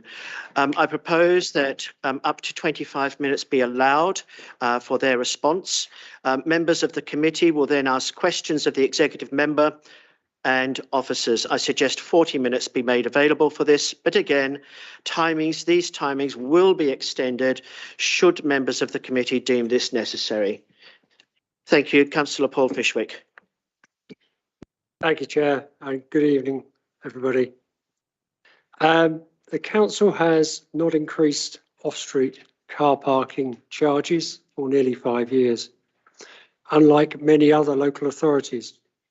And although this has primarily been welcomed, the current tariffs have not been subject to inflationary increases in line with the council's other fees and charges, nor the operating costs of the service. The previous administration did consider raising the charges, as £500,000 of additional income was forecast in the draft MTFP report that was presented to the Community and Corporate Overview and Scrutiny Committee on the 24th of November 2021. However, for whatever reason, they did not go ahead with this and dipped into the reserves to cover it with 2.2 million. The income collected for off-street car parking is essential for covering the cost of this service. This includes all off-street car parking sites, apart from the country parks and park and ride sites. Costs have risen, and that was the budget set for off-street, but income charges have not changed for nearly 5 years. At the 28th of July 2022 meeting of the executive, it was reported that there was a forecast budget deficit in the car parking service somewhere between 600,000 and 800,000, and this hasn't changed. Without taking urgent steps to close it, we will need to raise additional income or cut services, and the latter could impact on the most vulnerable. The decision by the executive on the 29th of September 2022 was called in by 5 non-executive members on 4 sections of the Constitution and 1 rule. The key decision by the executive, it was acknowledged that this was a key decision and it came to the executive for a decision. Due consultation, fees and charges can be made by a variation order and linked to the council's fees and charges review process. However, changes to restrictions and hours and days of operation are required to follow a legal traffic regulation order process. The decision by the executive on the 29th September 2022 provides authority to the officers to produce the draft off-street parking traffic regulation order that will provide a period of 21 days public consultation. Traffic regulation orders are the normal way to amend legal changes, and the traffic regulation order will also be advertised in the car parks and put out on communication channels to a wider reach. Blue badge holders are unaffected by this decision, unlike some authorities such as Wiltshire who plan to charge. Presumption in favour of openness, there is no precedent set when consultation should take place prior to the approval of these changes. In all my professional years as an officer, the traffic regulation order process is the one that's always followed. Fees are set by the executive and are advertised as a formal variation to the order. But due to the changes in the hours and the days, there will be a consultation as part of this traffic regulation order. Car parking numbers are a good metric of footfall. And as I said previously, when Councillor Margetts asked me, they're around 90% of pre-COVID. However, we must remember that because the charges haven't gone up, the cost of running the service has, and that's where a lot of the gap is now starting to fall. Plus, the park and rides are only at 25%, and that's only Mere Oak. The others aren't in operation. Decisions are taken by the executive and details of options. Other options were considered and included in my presentation on the 29th of September, which included some much higher charges and also a do-nothing scenario, leaving £600,000 to £800,000 funding gap in the off-street parking budget and a reduction in services. We chose to amend the option on the lower end of the two-tier system and charges, one for Wokingham Town Centre car parks and a lower one for outside Wokingham Town Centre. These amendments would mean that the estimated total income would be £540,000, which is £60,000 less than the original forecasted recovery of £600,000 in the original report. And that would mean some additional reduction in expenditure elsewhere would need to be found this year, or cutting of some services to balance the budget. At that time, the forecast deficit was 2.2 million. It also should be noted that every month that passes and a further delay in introducing these changes is a further loss of between 45,000 and 50,000 of vital income against this year's budget. I'll end there, Chair. Thank you. Thank you. So we are now open to questions from members of this committee. I'm going to take a few seconds to get a list. Pauline is at the top of that list. Charles, Pete, Norman, yep, Adrian, Jeff, David, Stuart. Okay, so I've got Pauline, Charles, Pete, Norman, Adrian, Jeff, David and Stuart. Have I missed anybody? Sorry. Graham. I beg your... Thank you, Graham. Right. There will, of course, be opportunities for others to ask questions after this. Okay, so Pauline. Thank you, Paul. A couple of questions for you first. Can you confirm the car parking revenue in 1920, 2021 and 22 and give me your latest projection for 22-23, please? I don't have that figure. What I do have is there is a gap between 600,000 and 800,000 for this year. Maybe I can help you then, because I've got the figure from finance. That would help. So for 1920, the car parking revenue was 2.18 million. For 2021, it was 1.219 million. For 21-22, it was 1.818 million. And I don't know what 22-23 is, but I would have thought if you're talking about filling a gap in the highways budget by increasing car parking charges, you should know how much the gap is, because you should know how much the income is projected to be. So I'm a bit surprised that you don't. As I said before, the gap in the service is between 600,000 and 800,000 this year. And the proposal is to fill that gap with increased charges, which are estimated at 540,000. So what you're saying, I think, Paul, which makes sense, is that the gap in the highways budget is not in the parking area, but you're using parking to fill it. Incorrect. It's the car parking service budget is between 600 and 800,000 pound short on the cost of running that service. So if you don't know the figures for car parking revenue for this year, and you also have admitted you didn't know the difference between what was 1920 and what was 21-22 revenue. Where is the gap coming from if it's not from parking? The budget line for car parking, off-street car parking, including park and rides, is forecast to be between £600,000 and £800,000 lower than what it should be. But you don't know the breakdown of where that comes from. I do not have the detail of that breakdown, but that car parking line is for that service. Maybe officers can help us later then. The second question for you was, I recall that this. If I may, perhaps it would be worthwhile to pursue that line of query.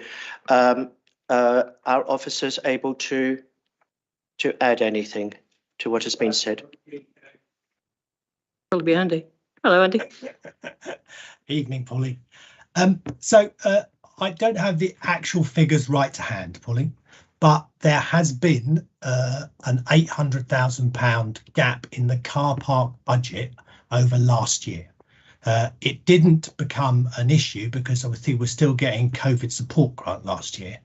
That has ended this year, and that's why it's become an issue this year. But it is a gap in the car park budget, which includes the park and rides. So I presume it's mostly coming from the park and rides, judging by the figures I've been given. I think it's a high proportion from park and rides, but a substantial proportion from Wokingham Town Centre, where there's been a greater reduction than there's been Woodley. That was my understanding sort of earlier this year. So Andy, we were told earlier that the parking was at 90% overall. Do you recognise that figure? I'd probably defer to Paul's decision. He's probably got more up-to-date figures on that than I have. Yeah. Okay. To be fair to Andy, Andy hasn't been involved in this since July. The latest figures are overall it's 90%, and Mere Oak is at 25%. Of course, Winners Park and Ride and Copy Beach are not open, but there are costs on those. Yeah. So that it's park and ride in that case, which I do understand. Yeah.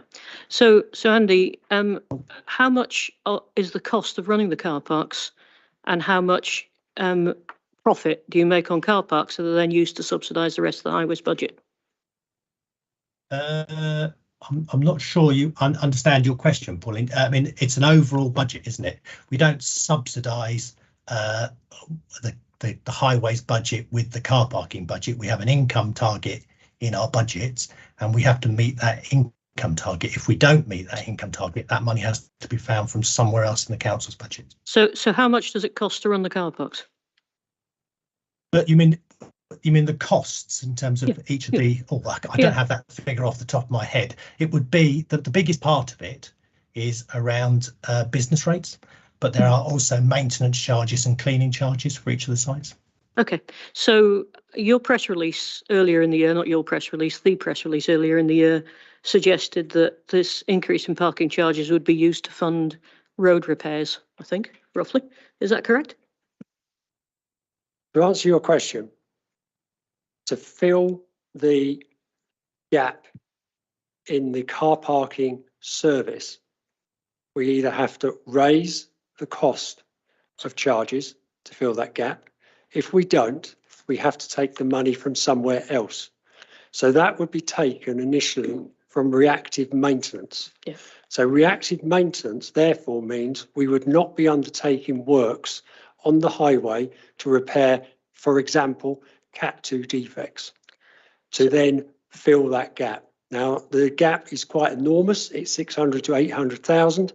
So to be an awful lot of work would not be done. And then we have to go into other revenue budgets if we cannot fill those. So let me summarise. You don't know how much it costs to run the car parks. You don't know what the annual revenue is. You don't know how much the profit or shortfall is, and you don't know where the money is going. And you actually don't know where the gap is either, from what you just said. So moving on from that, you've heard quite a few of the local businesses say that they're very willing to work with you to find a way of increasing the revenue, or at least ameliorating the impact, if you would talk to them rather than just implementing this. Now, how much is the cost of actually putting a TRO in? The cost of the TRO is included in the report, I believe. could actually get the, I think it says it there somewhere. I think it's all brought together because it includes the estimated costs of changing the signs and everything else. So the actual TRO, I might have a figure for you. Bear with me, let me just. So we think it's about 50 or 60,000. Is that It's sound about right? 50,000 for the whole lot. That's everything. So Can I help, Paul? I'm sure it's in yes, the, and in the budget. I mean, if you're talking about the TRO itself. Yeah, it's Pauline, about £6,000. about About 6,000. I was just about to say the same thing. So if as a result of the TRO you get feedback, which means you want to change the TRO, that means you're going to have to do another one, yeah? No, because the normal process is that feedback is undertaken and considered, and then it'll go through either an IMD or an executive. And how much would that cost? What's go through the IMD Yeah. and the executive? Mhm. Very little. Any idea? You don't have to advertise it or anything, no? Well, that's normal process. That's like this meeting. So I'm a bit confused. Maybe Andy can help me to explain why you need an IMD. Sorry, why you need a TRO for the first time through, but if you then decided to change the parking periods or the parking implementation or anything like that, you wouldn't need a TRO again. You need the TRO in the first place because it's a draft TRO. It's a traffic regulation order, which is a legal document. Yeah. And then the legal document is signed off. That's the process. I'm just trying to understand the process. Councillor Yormson, I'm not able to turn on my microphone when we have.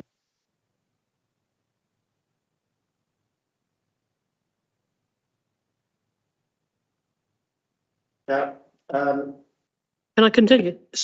well, hang on. Okay.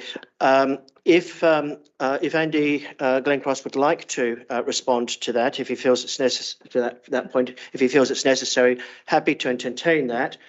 However, I'm not sure where this line of questioning is going. Okay, so could you please get to one more question quite quickly? Thank you. Yep. Andy? Sorry, Pauline, what was the question you wanted me to respond to? I got a bit The lost question with I don't really understand is why, if you put out a TRO that suggests, if you need a TRO to change charging periods and charging applications across different car parks, why, if as a result of feedback for the TRO, you decide to do something different, you don't need a new TRO? That's what I think Paul's already answered that. It's a draft TRO and we take account of the views that come in at the time. So you could completely change it, could you?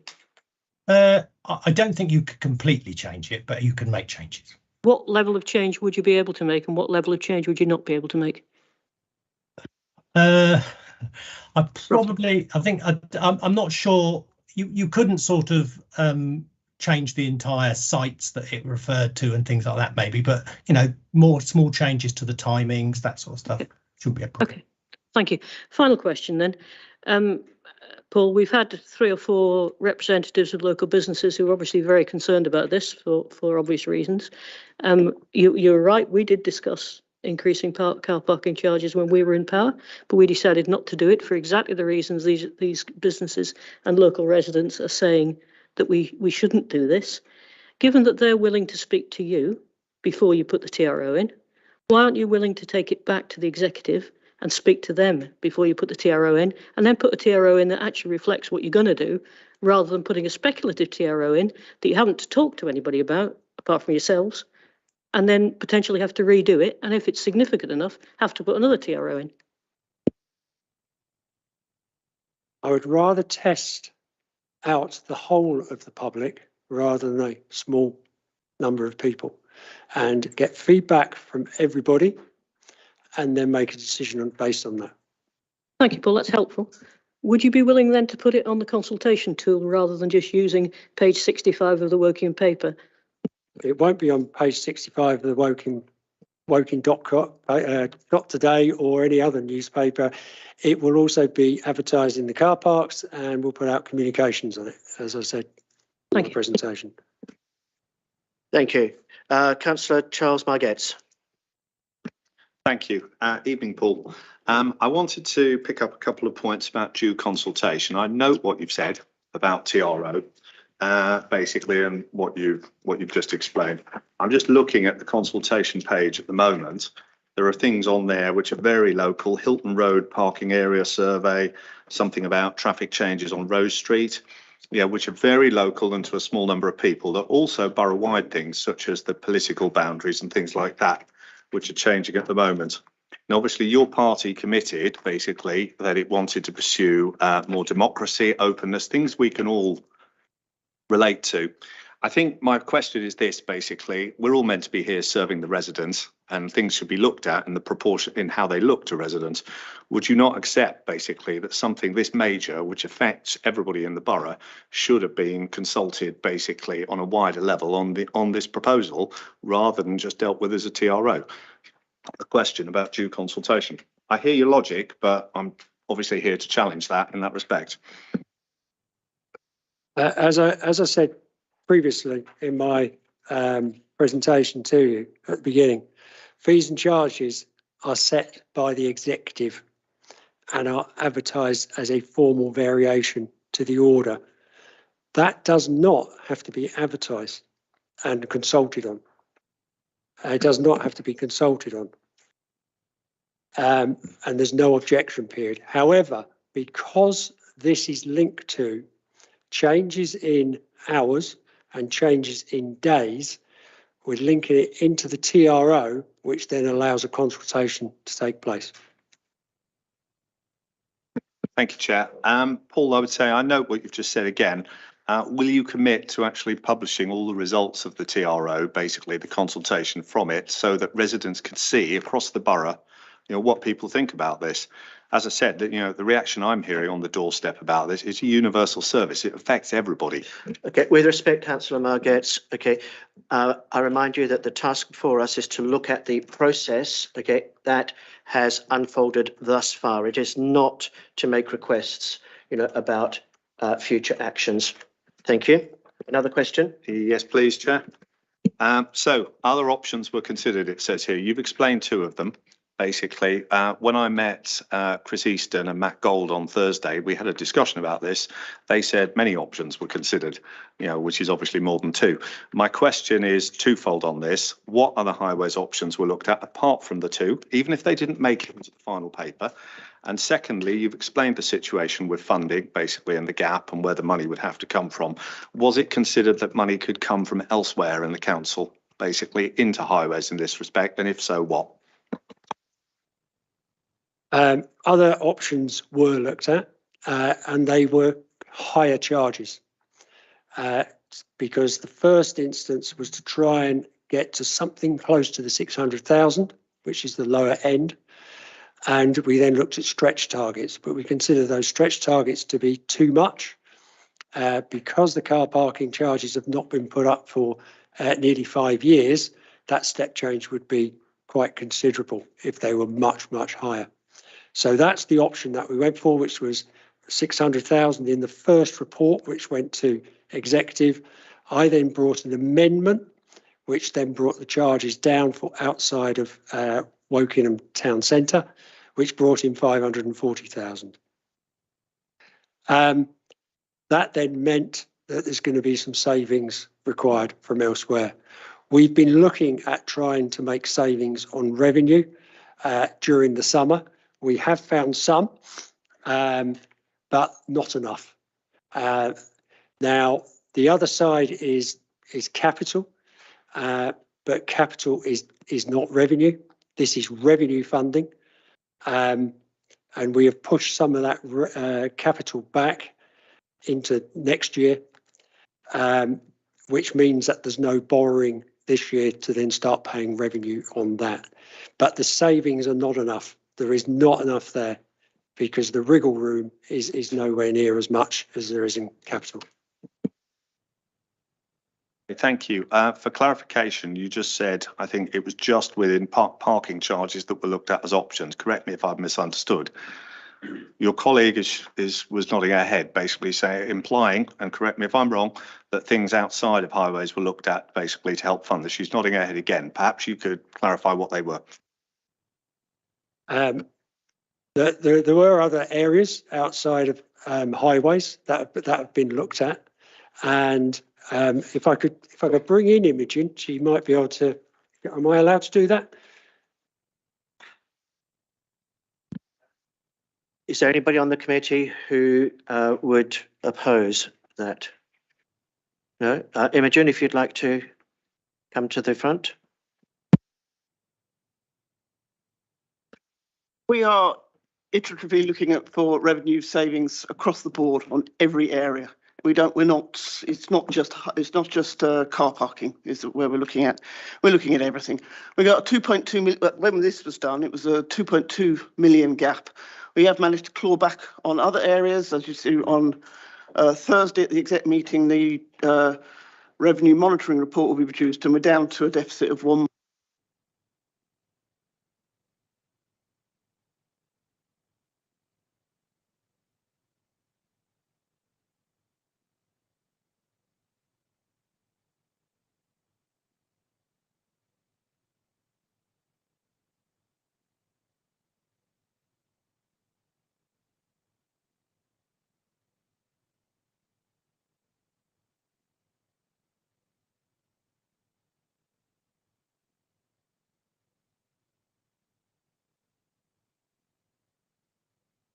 Running down. Can you hear me now? Good. Okay. Did everybody hear what I said? Thanks. Got to repeat. Okay, if you could just summarise again, please. Summarising again, we have obviously at the time this was written, we had a 2.2 million deficit. We've been looking across the board to make savings. We're currently on Thursday we have the exec meeting where we will present the revenue report at 1.5 million deficit. So we've clawed back 700,000. That doesn't include car parking, projected car parking revenue income that we are talking about here. But we are looking at everything. And of course, there are limited areas that we can pull from. Obviously, we can't really pull from children's services, adult social care, and there are limited places we can go with this. So we're doing what we can. And of course, inflation has been an absolute killer this year. And I think we can all agree on that. Thank you. Councillor Margetts. Thank you. For clarity, and it's probably more a question to Imogen, you said you were looking at everything across the basically council budget. I understood that. I think you said, and correct me if I'm wrong, that nothing was looked at as being transferred into highways basically to cover some of these cash flow shortages. To be honest with you, I think the area where we have the most problem is in home to school transport and in send stuff for children, and that, our priority needs to be on those who need it the most. But whatever money we can get back, if we had the money, then yes, we would do it. But this, clearly we've got a problem here, so. That's okay. Thank you. I understand that. Thank you. That's very clear. Now, no assumptions or estimates have been made in footfall changes was throughout blah, blah, blah. Basically, we all know what it says. Now, obviously, you hope it works for the sake of the council and the residents. We all hope this works and it solves this problem should it go ahead. Now, there's obviously a question that if you're going to put charges up on anything by a certain rate, then it's going to hit demand. And therefore, demand may not recover basically to 100% of pre-COVID. Where do we go from there? Car parking is monitored on a weekly basis and a monthly basis. So there's monthly information coming in. It's constantly monitored. We also have to remember that our surrounding authorities are also either putting their charges up or considering putting their charges up, and they are already higher than us anyway. Thank you. I think what I would, just as a final point on that, basically, I live in Finchampstead. Now, Finchampstead car parking is free because the car park's too small to enforce. So perhaps I shouldn't say that in public, basically. But my question was this. Someone who lives in Finchampstead may make the decision now not to go into Wokingham, basically because of car parking charges, and to actually stay more local. Now, that's not bad news for local traders, but it is to footfall in Wokingham. So whilst I accept your point that it's monitored against other boroughs, there is a kind of more regional thing, much smaller thing going on here, which may affect footfall. My concern is this. I mean, there's a question about whether this is right or wrong. It says in here, no assumptions on footfall have been made, and it's always very difficult to predict the future. I accept that. But I think it's important that the committee understands what plan B is if plan A doesn't work, because that obviously should have been factored into the equation. As I said before, everything will be monitored and it will be reviewed. So it'll be a continuous reviewing process. Thank you. Councillor Pete Dennis. Let's pick up a follow-up point. Certainly. It's on this point, is it? That's fine. Thank you. So we'll come back to you in a moment, Pete. Yeah, Paul, so I just want to follow up on Charles' point, which I fundamentally agree with. It seems to me odd, I never in my business experience have I produced a business case with a list of increases in charges that have no downside. I do agree with Charles that certainly from people driving into Wokingham, or for that matter Woodley or any other town centre from outside, they have an option to go elsewhere. I can go and eat somewhere locally, or I can drive into Wokingham town. I'm not saying the charges will put me off personally, but it might others. But just as a process of putting together a business case, why was there no attempt to estimate a fall in demand pro rata to an increase in charges? It is very, very difficult. Footfall is, the amount of vehicles parking and the income is a very good metric for footfall. And we have seen that slowly increase over the year, and we hope that will continue to increase. We've also seen surrounding areas also putting up their car parking charges. Now, I've been in this profession for 43 years and worked at various boroughs and at county council levels and seen car parking charges go up year on year in particular locations, and the footfall has not gone down and the car parking numbers have not gone down. We'll come back. It's just it's very specific. Yeah, I appreciate it. As Charles had asked the question, I thought it was a natural sort of sequitur to it. The logic of that, Paul, is that we've just gone for the maximum possible car parking charges and got away with it. And of course, we couldn't. I mean, clearly, had we gone for the maximum possible charge, we'd have paid a hefty price in terms of public opinion. But in terms of the business case, it would be therefore a slam dunk to say go for the maximum possible charge because there's no downside to it. And I don't think that's right. I'm not sure that you do either. No, if we'd gone for the maximum to try and cover 800,000, the car parking charges in one fell swoop would have been far too much. It would have been a very, very difficult pill to swallow.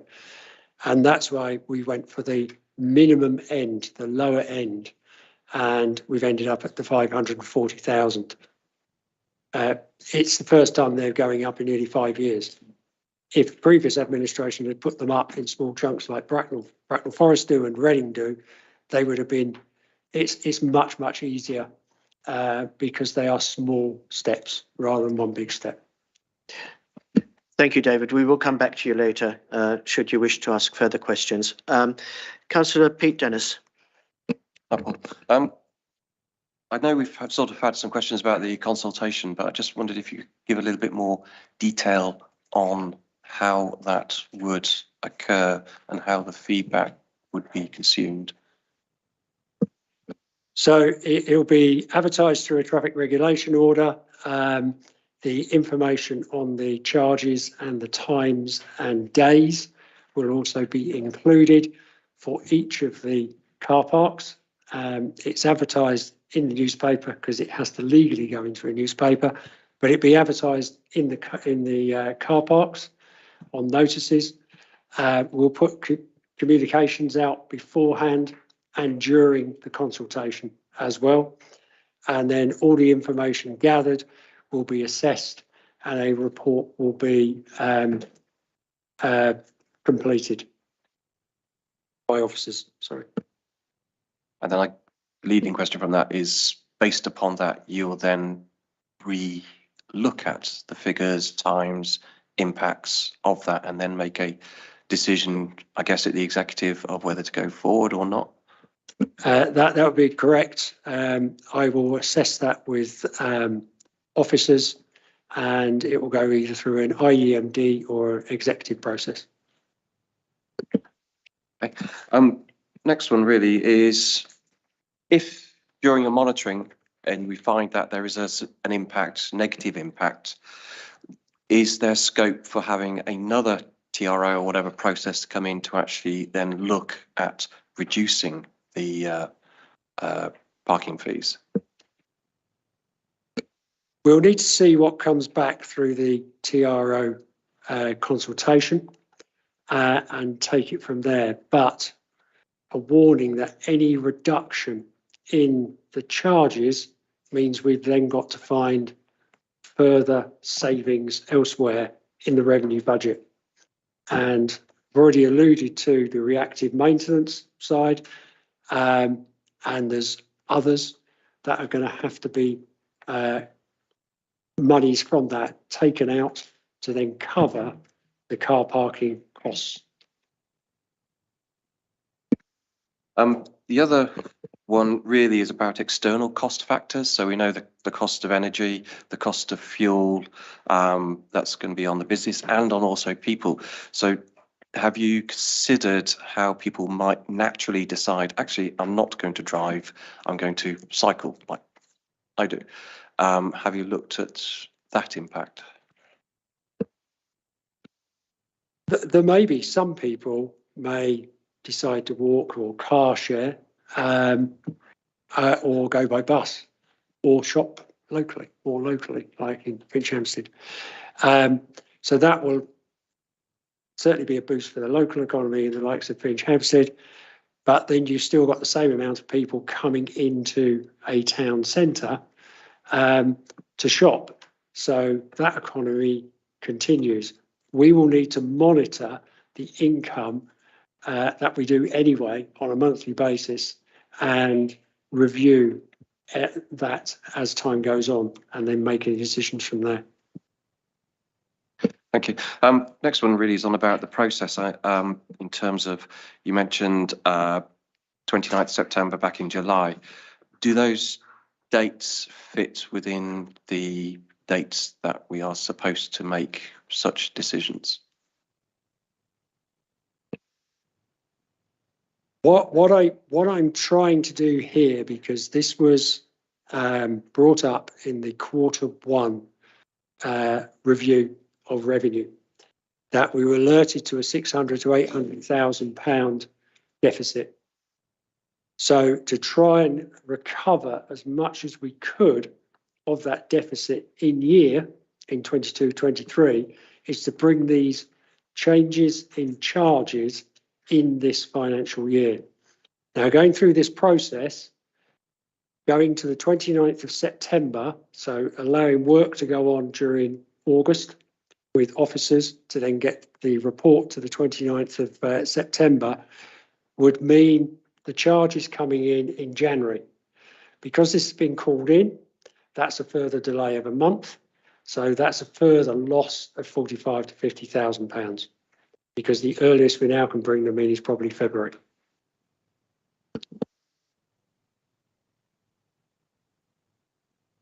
Is that the last of your questions for the moment, Councillor Dennis? Thank you. Councillor Norman Jorgensen, followed by Councillor Adrian Mather. Thanks very much. Got a number of questions. The first one's, I'm going to refer to the reasons for the call in. So the first one's on 1.4.2F, which is about detailing the options. Can you show me where in the executive paper the options are presented?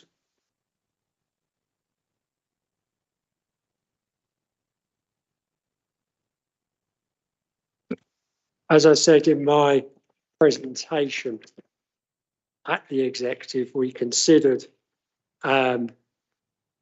nothing, a do nothing scenario, and we considered something close to the 600 mark, or it would be greater. But none of those options are actually described in the paper. So as far as that particular rule in our constitution is concerned, it was not met. So just note that. The next one is about, it refers to presumption of openness. And again, it's about explanation. Why was it decided that there should be differences in charges between Woking and elsewhere, given that you seem to be saying earlier, for example, that Woodley car parks have recovered more than the ones in Woking? So what is the logic behind that decision? And again, why was that not explained in the paper? There was initial feedback once the agenda had been published. I took that into consideration, and a lot of feedback came from Woodley. Looking at other authorities, and some examples would be like Egham, Runnymede, where Egham and Addlestone have different charges. Woking has different charges compared to West Byfleet. Waverley has different charges between Farnham and Godalming. I looked at outside of Wokingham town centre as more neighbourhood centres like Woodley. So I brought in a lower charge, or proposed a lower charge, including the evening rates as well. But again, there's no explanation of that. I haven't seen any, and you still haven't given me an explanation. Yes, different charges can apply in different towns, but I don't see the business case, the rationale for that. The rationale was listen to the feedback that's come back initially since the agenda was published, and to try and get the figures close to the lower end. And it was originally 600,000 in the original report. The revised amended proposal brought it in at 540,000, being evening charges at £1 for the first hour and £2 for additional hours. Still no explanation in the executive paper that we can refer to. The next question is relates to item the Constitution 5.4.8, and this is probably one for the officers, for Andrew Moulton specifically. It relates to the publishing of the forward programme and the requirement to send that to all members within the time period. We heard from Andrew last night that indeed he accepted that there had been a breach of that rule because that was not met. I think just for the minutes of this meeting. Okay, rather than putting words into monitoring officers. It would be useful Excuse me? to hear Andrew speak. Yes, I'd like to hear his answer to your question in his own words, please. Thank you. Thank you. Okay, thank you, Chairman. So I'd refer the committee to page 30 in tonight's report, which sets out the position with regard to the rule on 5.4.8. What I would say is the legal requirements of that clause were met, and that's the requirement to provide 28 days notice, and the forward plan was published on the 25th of August. As it says in the officer report, though, and yes, to clarify that the copy of the forward plan was not provided to all members at the same time as the publication of the forward plan on the council's website. It was published a date later in September. If I could just also, while I'm on able to speak at the moment, Chair, just to clarify Councillor Baker's comments earlier, where he mentioned that I'd said that it did not matter. I certainly would not say that. The Constitution is really important, and it's certainly a question for the committee to consider in terms of the impact of members not having a copy of the forward plan provided to them at the time. But I'll leave that, Chair, for your committee to consider that impact question. Yes, thank you for that answer and for clarifying and for a response to the comments that Councillor Baker made. I will come back to you in a moment, Norman, if you have further questions, but I would like you quite rightly, Andrew, say that it's up to the committee, to form a view on any and the extent of any impact that the failure for all members to receive individual automated notification of the forward plan, what impact that might have had on members and on the decision-making process. However, okay, I would like to ask for your professional opinion, on that matter, the extent, if any, to which that failure of the automated system may have had on the members and on the decision-making process. I see Pauline's got her hand up. Okay, Andrew? Yeah, yes, Chairman. Well, I'd refer you again to the report where it talks about on page 30 that the substantive intention of 5.4.8 is that by publishing the forward plan on the council's website, residents of the borough will be able to find out the expected timing of key decisions, who will take them, and also any consultation mechanisms that would be available to them. That's the key reason for that publication, and for making sure that we're legally compliant in terms of the council's decision making. What I would say, obviously, through that publication, it was available to all members, but I do accept that the constitutional full requirement is to provide the copy, which was not provided at that time, and that may have impacts on different councillors dependent on how often they refer to the council's website in terms of the forward plan. Thank you. Pauline, did you have a question directly related to this point? I think Andrew's probably actually just answered the question I was going to ask. Thank you. Okay, Norman?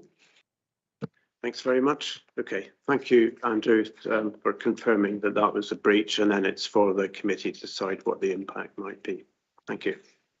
The next item, it goes back to the footfall question that we discussed a bit earlier.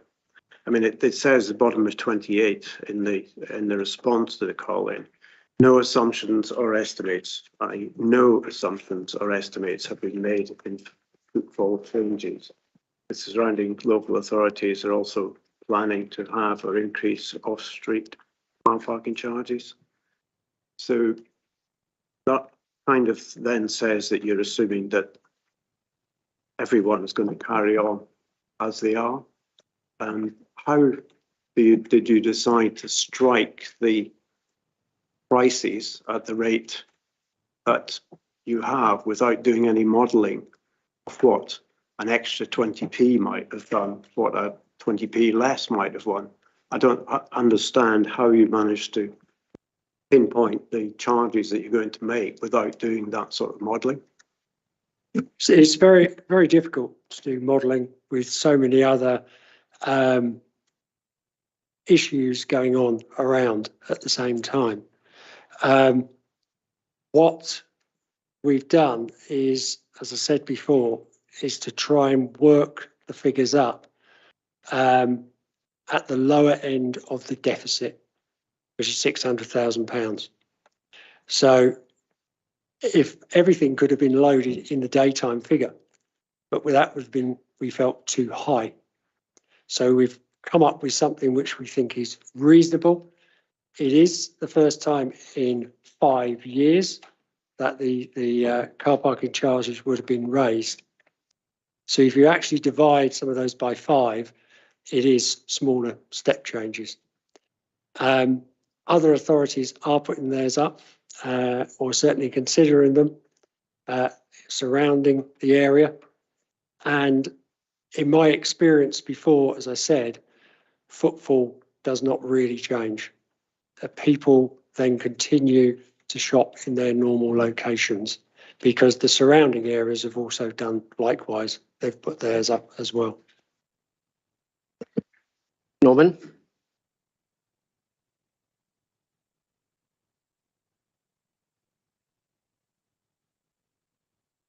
Okay, we can come back to you later if you wish. Yeah, the final thing is one sort of strange statement in the executive paper, page 17. It's talking about discouraging inappropriate journeys. What are inappropriate journeys and who decides that they're inappropriate?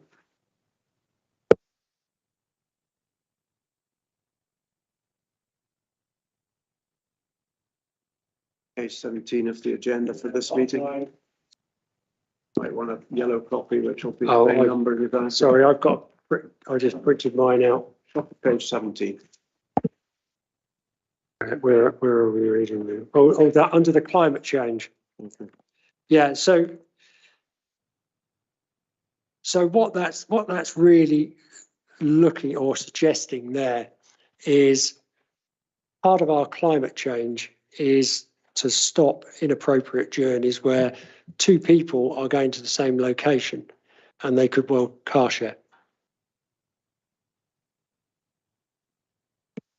And that's the only instance of inappropriate journeys then, yeah. People also think about what they've got to do when they go into a particular location, so they only go there the once. So there are a number of variations to that. But inappropriate journeys is something under climate change we need to avoid in people who've got petrol and diesel driven cars. Thank you. Councillor Adrian Mather. Yeah, okay. I think we received some, I would say, compelling testimony from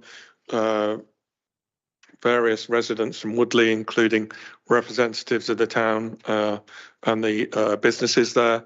But I'm a little confused with what their scenario is and what you're saying to me, because they're saying that they've got a significant drop in footfall, and you're saying it's approximately 90%. Could you clarify for me whether that 90% also applies to Woodley car parks, or is that specifically for Wokingham, or where is it? It's for both, for Wokingham and for outside of Wokingham. It averages out about 90%. Woodley is slightly higher than what Wokingham town centre is. And a question to you again, Paul. One of the things that I think the businesses might appreciate is other initiatives, other methods of transport. I think the 20th century has addicted us to the car. We need to get off the car. Everybody knows that as a part of the climate emergency. Is there an active engagement with Woodley town centre with regards to cycling or walking or buses or anything that could potentially help the businesses to increase their footfall? As part of our climate change drive and our active travel drive, it would be really good if as many people as possible could walk, cycle and take public transport. Because public transport is another area that we need to be supporting. There are commercial services and there are supported services, and those supported services are ones which we have to put revenue money into. So if more people actually use the bus as well, that would enable us to potentially reduce some of our supportive costs to bus travel. And it also help the commercial services not get into a situation where they come to the Borough Council and say, we cannot run this service commercially any longer, we need help, and therefore we need to then be supporting them. So it is both ways on that. Thank you. I'd like to move to Andy Glencross, if that's possible. So one of my concerns here is, and I hear anecdotal evidence from other councils saying, we always kind of keep prices ticking along. And I think Mr. Fishwick has indicated that other councils are going to increase their car parking charges in the near future as well. But would you regard it as an omission or an error or oversight that WBC did not increase charges for 5 years consecutively? Or how would you comment on that? I'd say that I'd agree with Paul that I think it's easier if you put car parking up on a regular basis by a smaller amount. It makes it easier to get public accustomed to it, and generally reduces the impact. If you have to go for larger increases, obviously the impact is greater in one go. Thank you for the answer on that one. Another question to you, Andy. I don't know how long you've been with Woking Borough Council, maybe more than 5 years, hopefully more than 5 years. 30 years. 30. You need perhaps you need a medal or something. Well, give you a medal. But obviously, one of the key things that we're assessing here, the committee is trying to assess whether the proper process was followed. So in your 30 years, presumably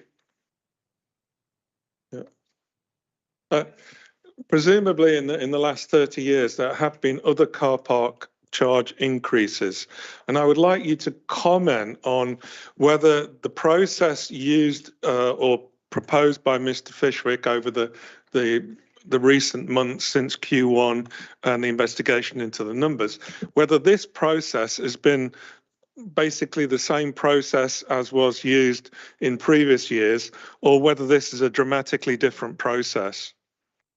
Okay, if I might just interrupt briefly, although Andy has very long and distinguished service in the council, can we clarify how much of that, what proportion of that was actually related to highways?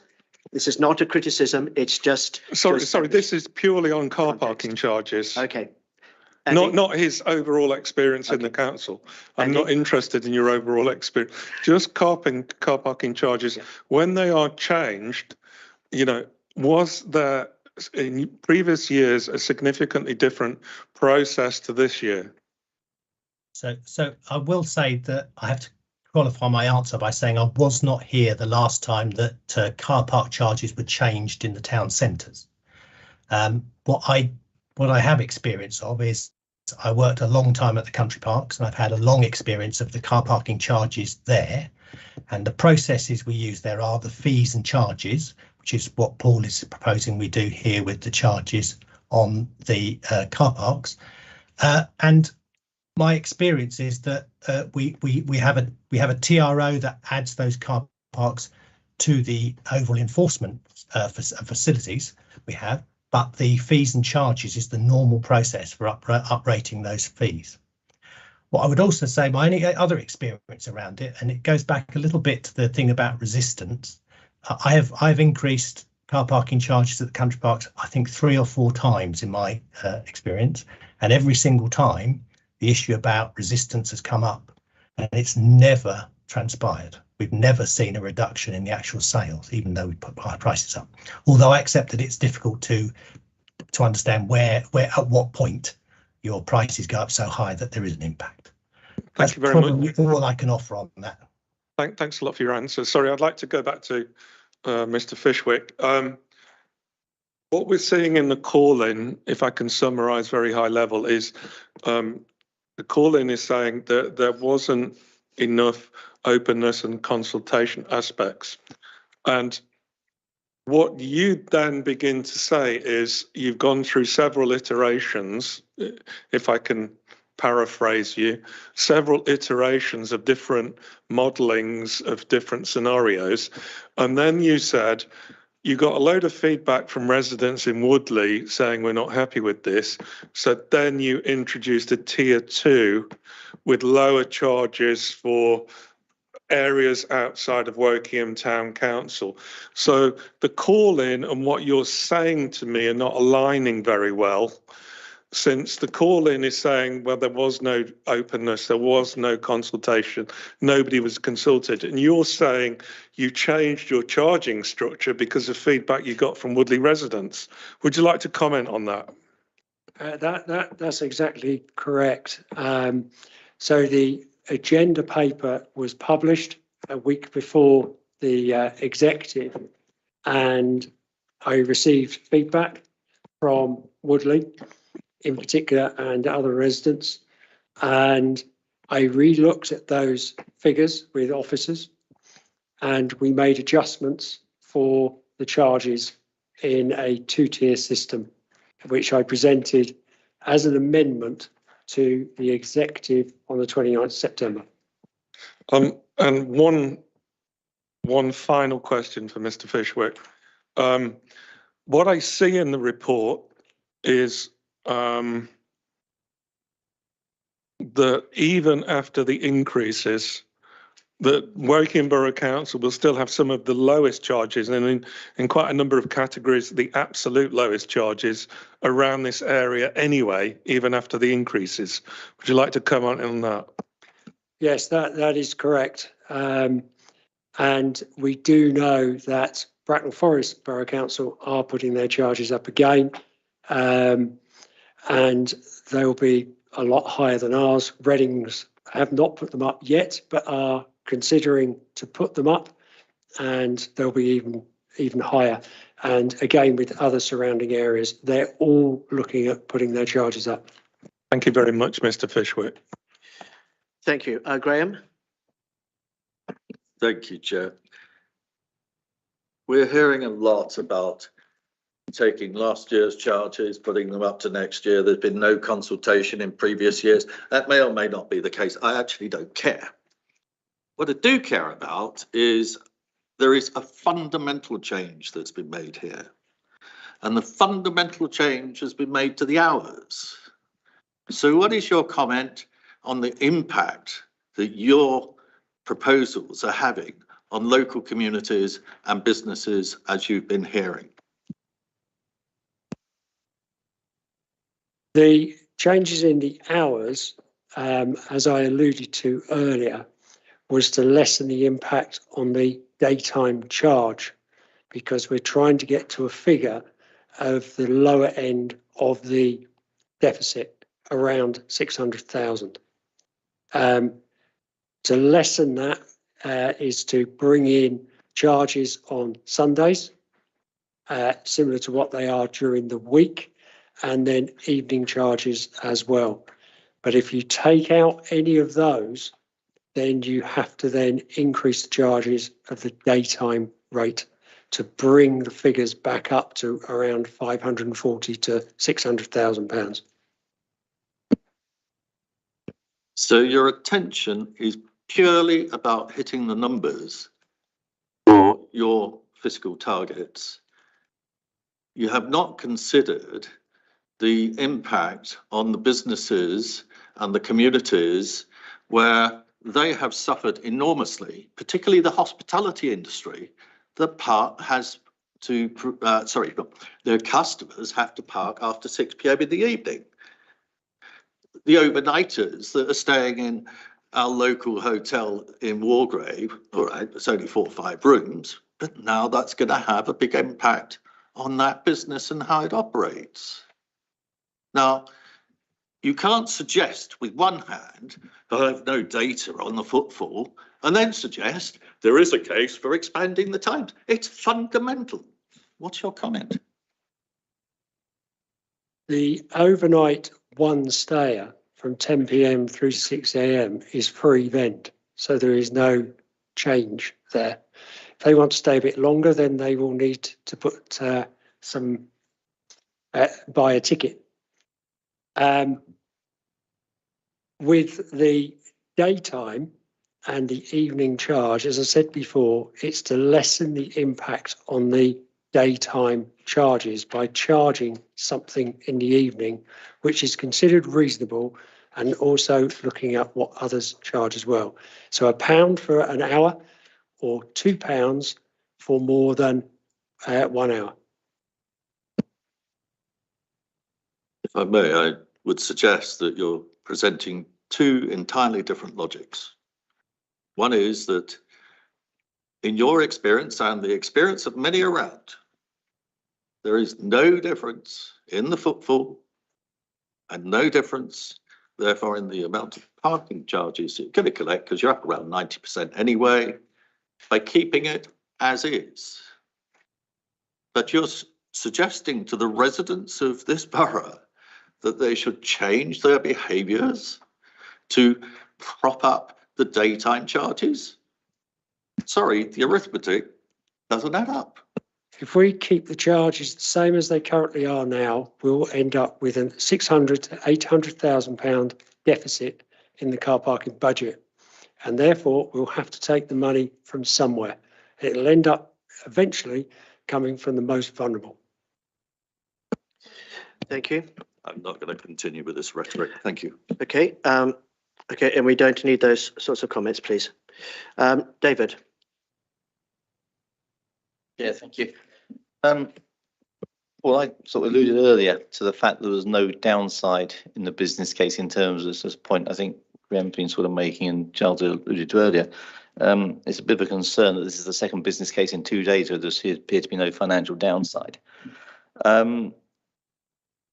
I also note and applaud you on the very quick response that you gave when issues arose, I think particularly from Woodley, but elsewhere, which caused you to amend the plans. And I think that belies the complaints about no consultation and no response to comments that you certainly have. But my concern is it came a bit after the event, and that I would have thought with the experience of the officers of the council at hand, I'm surprised there wasn't some modelling being done, certainly, for example, on the impact of those who needed to use the car park. We've heard about the shop workers, but there's a medical centre in Woodley and elsewhere where people would depend upon using, as I understand it, depend upon using those car parks. And they clearly would have had quite a large financial hit. And again, I know you've responded to that. But in terms of the process of putting this business case together, I'm surprised that wasn't done up front, that somebody somewhere hadn't offered some advice. And not to looking at you, but there's experience within the council officer sort of body as well to say, look, hang on a minute, these impacts also need to be considered. This has been done at pace. There was clearly a need very early on that you identified, having taken over, that there's a large gap in the budget. And I'm sure that you received plenty of guidance from the finance team at the council to this effect. But on reflection, do you think that maybe a little more time early on just to consider the wider aspects might possibly have served the overall strategy to fill this gap a little better? If we had time, it would be nice to go through lots of different scenarios. The issue we had was that the Q1 report on the 28th of July, we had a serious emergency financial situation, 2.2 million deficit, and our car parking budget had a deficit between 600 and 800,000. We had to fill that gap quickly. To go through the process the quickest we could possibly do to get to the next executive meeting on the 29th of September would mean that the charges, any new ones coming in, could start in January. That is still quite a gap and a loss of between 45 and 50,000 pounds per month to try and fill that gap as quickly as we could.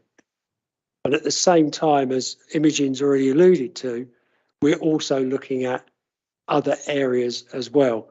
And there are other pressures on particularly the school to transport budget. So we're doing this as quickly as we can and getting as much information in as we can. And it's all been done at a pace to get the changes in year to prop up the budget so the deficit can at least be closed, because we cannot run an authority on a deficit, and we cannot dip into the reserves, because the reserves were dipped into last time by the previous administration at 2.2 million. They are now too low for us to dip into further. David? No. If I may, I would like to ask a question that follows on. It's a supplementary question to David's, and my question is to Andrew Moulton. Paul has used phrases such as moving at a pace, urgency. My question to Andrew Moulton is: are there situations when, for example, a matter is of great urgency? That is a word which has been used tonight. Or when financial constraints are extremely severe. Again, I think that's been agreed this evening. Are there circumstances that would weigh against any wider public consultation? Thank you, Chair. Yes, there are provisions in the Constitution for the Section 151 officer in an urgency situation to move forward quickly in terms of decision making. I know Graham's on the call and whether he might like to comment on that particular issue further. But that, yes, Chairman, in essence, the answer is yes. And Graham, would you like to add something to that? Yeah, on the specific that Andrew's referring to, this is my ability to prevent a paper being called in to yourselves, overview and scrutiny. And given the importance of the democratic process and the role overview and scrutiny plays, I put the bar extremely high in terms of preventing an O&S call-in. So an O&S call-in may cause a week, 2-week delay. Obviously, one could factor in what that means in terms of the impact on the car parking charges. So given the magnitude of that figure, my judgment was it was not significant enough to prevent the inaction of a overview and scrutiny process, which would delay a week, 2 weeks. What I would say, however, is that the comments made tonight around the extremely dire financial position that we faced in Q1 and continue to face leaves this council in a very perilous position. We have general fund balances at 9 million, moving down to Q1 to below 7 million, which I consider to be extremely risky. We also, and this is relevant because it's about getting the impact of things like car parking a full year effect in next year, you'll see in overview and scrutiny that even including car parking income and a whole host of other things that you'll see presented to scrutiny tomorrow night, just in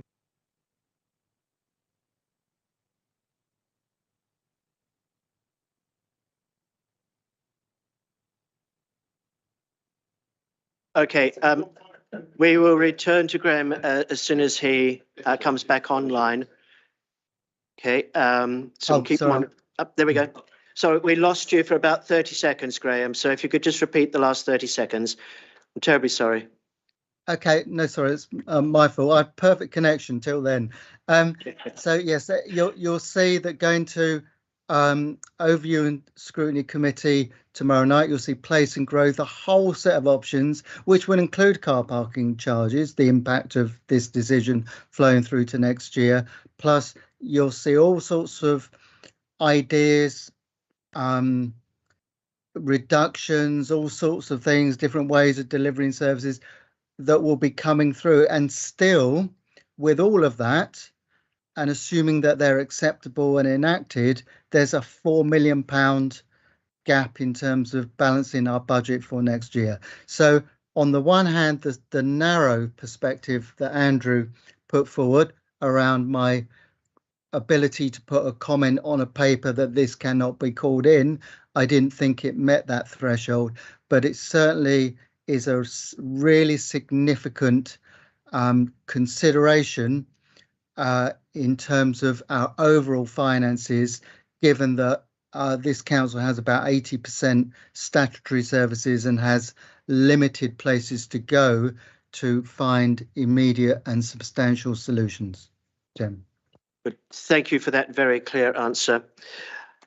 David, did you have any further questions? No. Okay. Next is Stuart. Thank you, Chairman. Obviously, I can see the difficulty you're having here, Paul. I've got a couple of questions, I suppose, really. You've seen also the feeling that's come from elsewhere in the borough by the petition that was handed in last week. I mean, that's 2 weeks. I've never seen a petition that grow that quickly. So I think some words that you used earlier, it was a difficult pill to swallow. I think some of these might be difficult pills to swallow. I know all the reasons that you're look at these charges, but picture some of the businesses in the town centre, Wokingham, that didn't get adjusted, like Woodley slightly, and you've got young people probably so proud to have their car or whatever it is they've got to come to work in some of these stores in our lovely shiny new town, and they're having their charges more than doubled to park there for the day. That's going to be, I think there are going to be some bitter pills to swallow.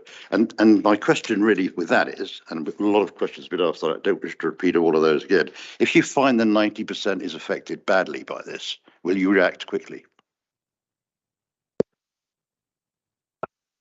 It comes back to what I said previously, that car parking charges should be increased on a regular basis, basically in line with inflation. And that keeps up with what the overall costs are, such as Bracknell Forest and Reading Borough do this. Wokingham Borough have not.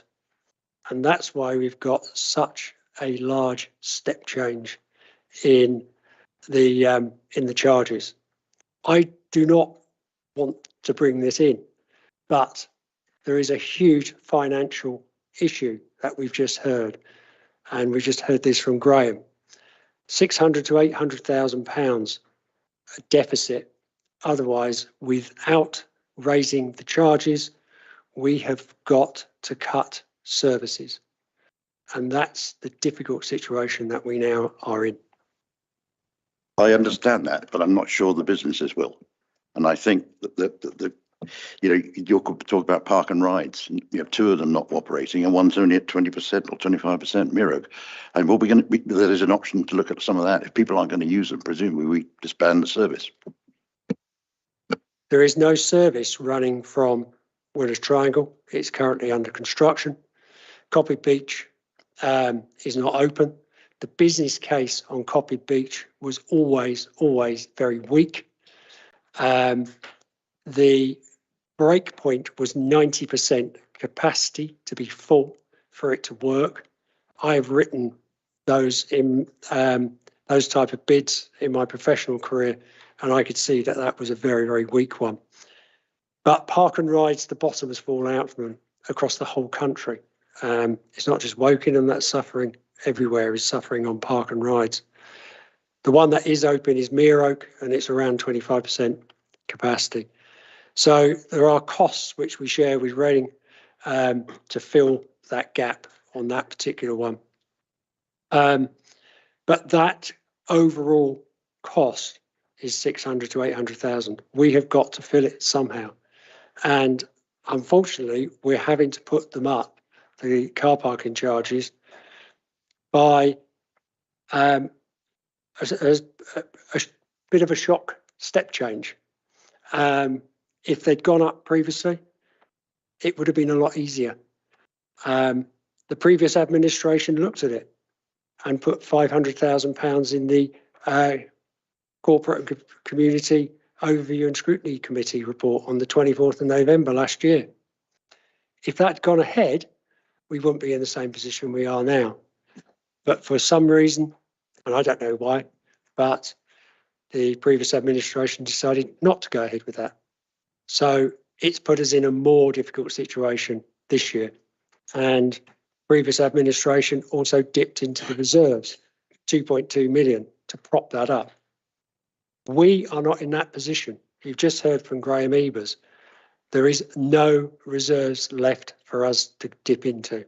If we did, we could be in a situation like Slough and Thurrock, where we go into effectively special measures and central government take us over. They take control. And that situation would be disastrous for us. I understand all that, Paul, and I wish you luck with this. It's, I think, take you back to your comment about a difficult pill to swallow.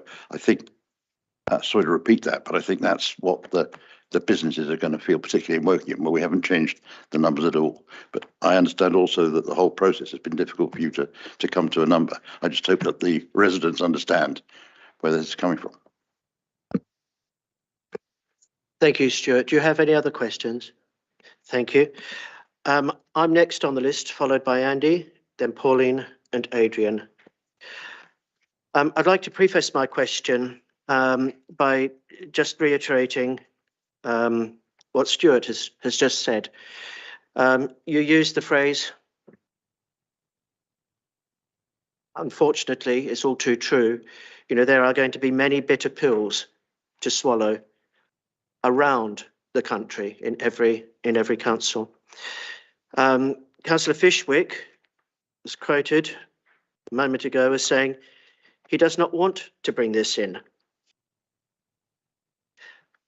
I am absolutely certain that every single person sitting here tonight, every councillor, everybody else, you know, with a stake in this, has a huge amount of empathy for any resident or person working in our borough who may be affected, you know, by these proposals.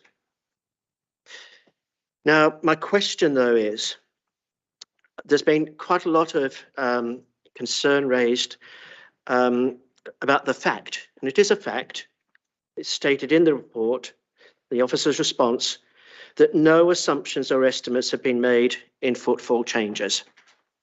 Okay, now that's the officer's response. It's also been said numerous times tonight, but previously increases in parking charges have not led to a decline in car park usage. My question is probably to both Graham and Paul as well, if you'd like to answer, is that with someone who had a little bit of background training in economics, and who has done some modelling in the past, not necessarily this kind of thing, but some econometric modelling. My immediate thought would be that if you were to try to make these kinds of forecasts, you would need to draw on well-used, well-known, widely used economic concepts such as price elasticity of demand. What effect would an increase in price have on demand for the car park users? Income elasticity of demand. I raise it as pertinent in this instance because real incomes are falling. Cross price elasticity of demand. Changes in the prices of alternative modes of travel, including buses. We know that bus fares have also been on the rise. So my question is, in an ideal world, okay, we might indeed demand this kind of econometric modelling. But in these incredibly uncertain circumstances, at a time of great urgency, given our significant budget gap, and given the uncertainties, the impossibility, I would say, you know, being able to use in any meaningful, reliable, valid way the standard econometric tools, is it actually possible to produce the kinds of forecasts and estimates, you know, that people have raised concerns, that the lack of, that people have raised concerns about tonight? Sorry for not being briefer, more articulate. In trying to respond to that, in my don't forget, every economist has a different answer. If we're in a scenario where we are modelling for something in the future, there is the possibility that you could go into that sort of work. In my professional career, and people that I've worked with, they've never used anything like that for putting up car parking charges, because they've gone up in small steps, year on year on year, and the surrounding areas have done likewise. And they're also looking to meet a budget. What is the budget required for running the car parking service. The staff, the cost of maintenance, the cost of utilities, etc., insurance, etc., etc. All of that comes into it. And there'll be a cost element there, and we've got potential income of X, and we need to increase it to get this. And that is what they've effectively worked on. The areas going into will there be an impact on footfall and etc., has never ever come out in my professional career. It has always remained there or thereabouts the same, or maybe slightly increased because of the increase in population. I'm more than happy with that answer. Okay, thank you.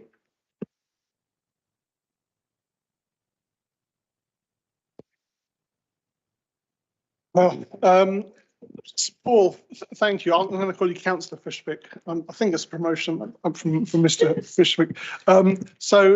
You've spoken several times about your professional experience, and I think most members here know that you've got a background in highways.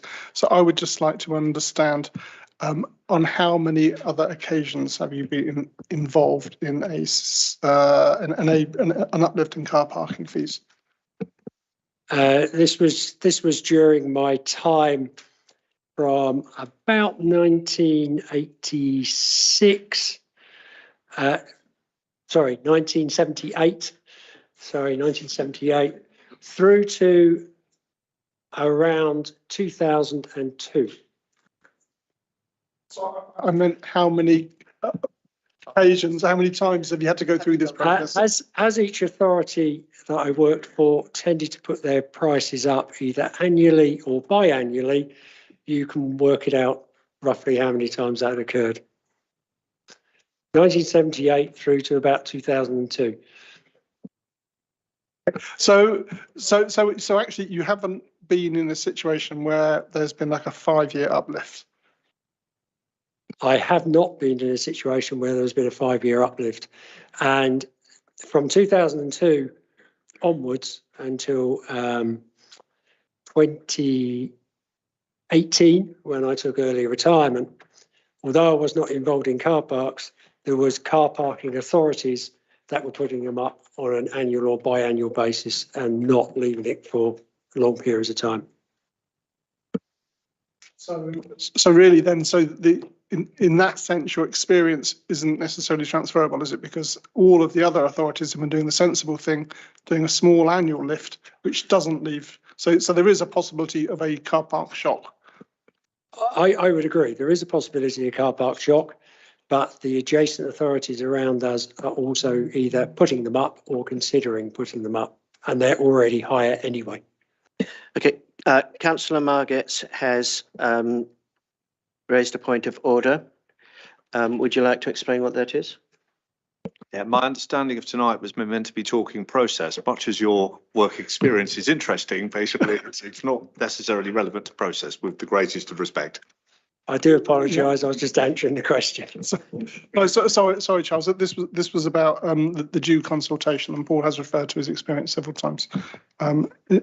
Okay, so this is about, again, due consultation, and a lot of I think thinking about consultation has been about this piece of car parking space and that piece of car parking space and this time of night, and to me the fundamental issue here is about the budget gap that's been identified, the 600,000. So I would just, I think this is perhaps one for Graham and perhaps for Imogen, is do we normally consult on gaps in the budget, and if we do, have we ever got any sensible responses? Because I've seen some but I guess my point is I've seen some whack consultations coming out of this authority. There was one, and it was like, do we want lots more homes? And what was the answer? It was like 99.9, but we knew it was pointless. So, but if you give people an easy option, so car parking fees go up, the answer is always going to be no. But if you give people a harder question, where do we find £600,000? Is a consultation going to deliver a meaningful response? Okay, Imogen and Graham. I'll answer first. I mean, I've only been the exec member for finance since May, but I would expect we largely make decisions on advice from the officers, and they collate the data and present it. But generally, my professional opinion in business is you try and get as much data as possible, and sometimes you just have to make the hard decision, you know. But I'll let Graham explain. Okay, I'm not doing this to trump Andy, but just to give you an understanding of my experience here. I've been here 33 years, so and that's been in the finance department. I cannot recall us ever going to the public in terms of an in-year budget gap problem just to say, dear public, what do you think would be the sensible things to do? So I've never experienced an in-year consultation process. We have, however, more recently, say in the last 7 years, I would say, run a sequence of consultation exercises going to various communities, assets in communities, towns, parishes, what have you, open to the public to talk about the budget challenges and what people's ideas are. And to be honest, the only real intelligence you can get is around prioritization, what people think are more important than others. It's really difficult to get ideas around specific savings cuts. It's more likely to be, reduce headcount by 5% or reduce 10% of your contract, something that is more ambiguous and less tangible. So the answer is no to an in-year budget consultation, yes on occasions to a budget consultation in terms of next year's budget, but they are extremely difficult, as Andy pointed out, because at the end of the day, a decision has to be made about what to cut or what to increase in charges, and that will always be unpopular with a segment of the community. Thank you, Andy. Thank you. So again, continuing with the consultation point. So you mentioned, and I know because I was one of them, that members did get in touch with you about the charges, and some members did make their point. And I was wondering if any of the town and parish councils, and I appreciate they wouldn't have had the chance to have a meeting and for their planning meeting or whatever committee they're going to do, but I was wondering if any of the leaders of any of the towns or parishes communicated with you about the impact of the charges. None of the towns or parishes did. No leader contacted you? No leaders of town or parish councils did.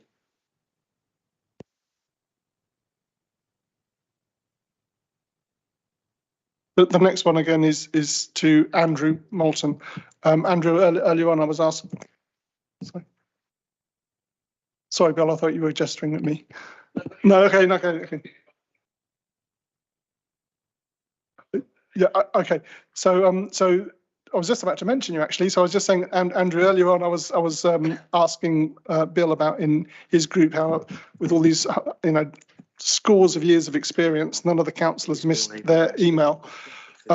Were there any inquiries, do you know, made of your officers about where this vital email had gone and was missing from the inbox? I did have one inquiry from one member. I can't give you the precise date, but it would have been a date in perhaps early to mid-September, around that time, which actually alerted me to the potential problem that we did identify with the automated notification system. But it was just one. But there was nothing. There was nothing in because I understand the problem went back a few months earlier. I understand it started in July, so there was no inquiry in July or August. No. It's almost like people don't care if it comes. Anyway, that's a different. Okay, and if I can interrupt. Okay, Bill has indicated that he'd like to ask a question. If it's directly related to one of the questions that's just been asked, if the committee agrees, can.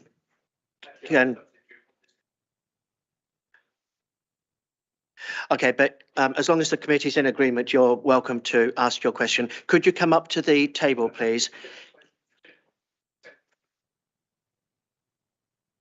He did indicate that he had had no communication with any leaders of any council, any parish council, and the parish council. I'm surprised. I would have thought that you would have had some conversations with Keith Baker, or he would have had conversation with you. I don't recall any emails from any leaders of town or parish councils coming to me. Okay, Pauline, followed by Adrian, and then Norman. Thank you. It's more on the same subject, actually. I mean, I think you've got to bear in mind that we're talking about a week, I think, between the agenda being published and the decision being made. How many people did you actually get feedback from in Woodley, and how many of them were councillors? Roughly.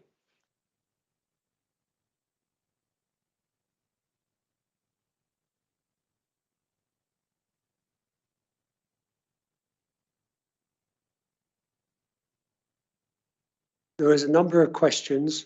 Sorry, there was a number of questions raised at the committee meeting, at the executive committee meeting, and there was also a number of people who wrote to me directly, which probably totals around 20 in total. So you adjusted the proposals based on the feedback from approximately 20 people, some of whom were councillors who were involved in the discussion in the first place at executive and made that decision in the first place. Is that right? I looked at what they were saying.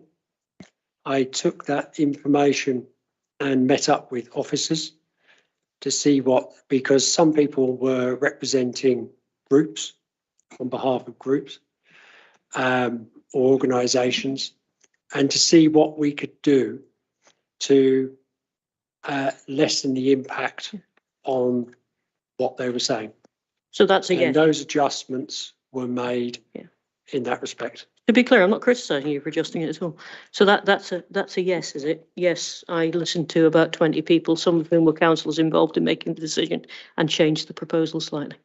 It would be greater than 20 when you took into account the organisations, because some people were responding on behalf of organisations. Okay. Sorry to interrupt. You keep looking at me when you're talking about councillors involved in making the decision. So just for your information. No, I wasn't looking at you because of that at all. I was just staring into thin air. Okay, if we could proceed, please. Okay, do you have a new line of questioning, please? Yes, I do.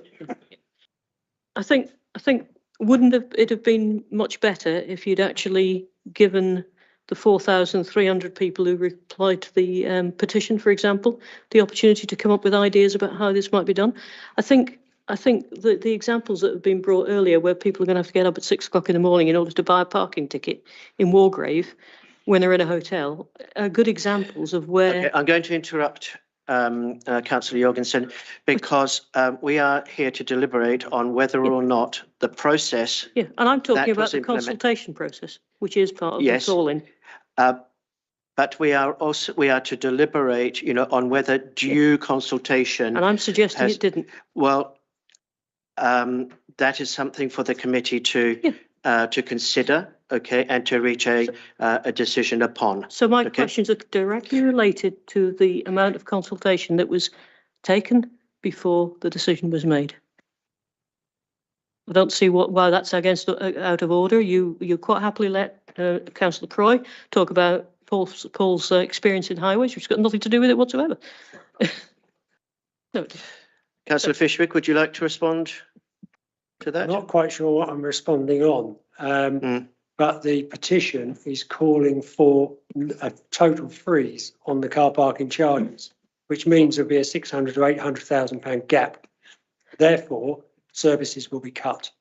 So, to be clear, Don't you think it would have been better if you had consulted with more than the 20 people that managed to actually understand what was being asked or being decided, and up to the point you made the decision? Consultation will be taking place.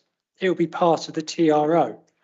The public and businesses will have something to look at, and that will be those proposed charges, and we'll take feedback from there. Okay, I would mirror what Keith said, which is it's a very strange way to do a consultation, but if that's the way you're doing it, that's fine. That is the normal way to do a consultation for traffic regulation orders and amendments.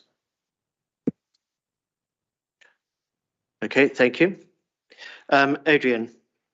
I think Graham has provided absolutely clear guidance on the financial position of the council, and hopefully the residents and the people submitting evidence can appreciate this.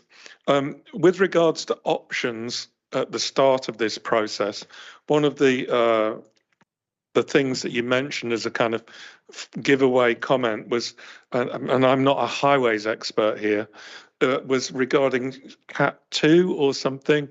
I can't remember. Could you fully describe what Cat 2 means? Potholes, basically, but different types of defects in the road. Mm-hmm. So urgent ones we would still probably do, but we may have to extend the time on that. The Cat 2s, which is the lesser defects, but there's still safety issues with them, are currently repaired within 28 days. It means that we may have to delay getting those repaired so we could afford to actually do what we can do and put the rest of the money into the car parking budget. Thank you. Thank you for that. Even that won't be sufficient because this is such a large hole. Thank you for that description of Cat 2. I think what you were saying is the option is either we increase the charges, we plug this gap, hopefully towards the sort of 600k sort of end of that gap. Otherwise, services will be reduced. And by services reduced, you're saying as a starter, not as a finish, but as a starter, things like potholes would be ignored. And potholes are a constant bugbear for residents and safety and cyclists and everybody else. So the residents need to consider that we can't have our cake and eat it. And the consequences, if we don't increase charges, are we will get more potholes, more safety issues, just as the tip of the iceberg to try and cover that 600k to 800k. Is that correct? That is correct. Not repairing defects in the highway is a short-term fix because of a financial issue.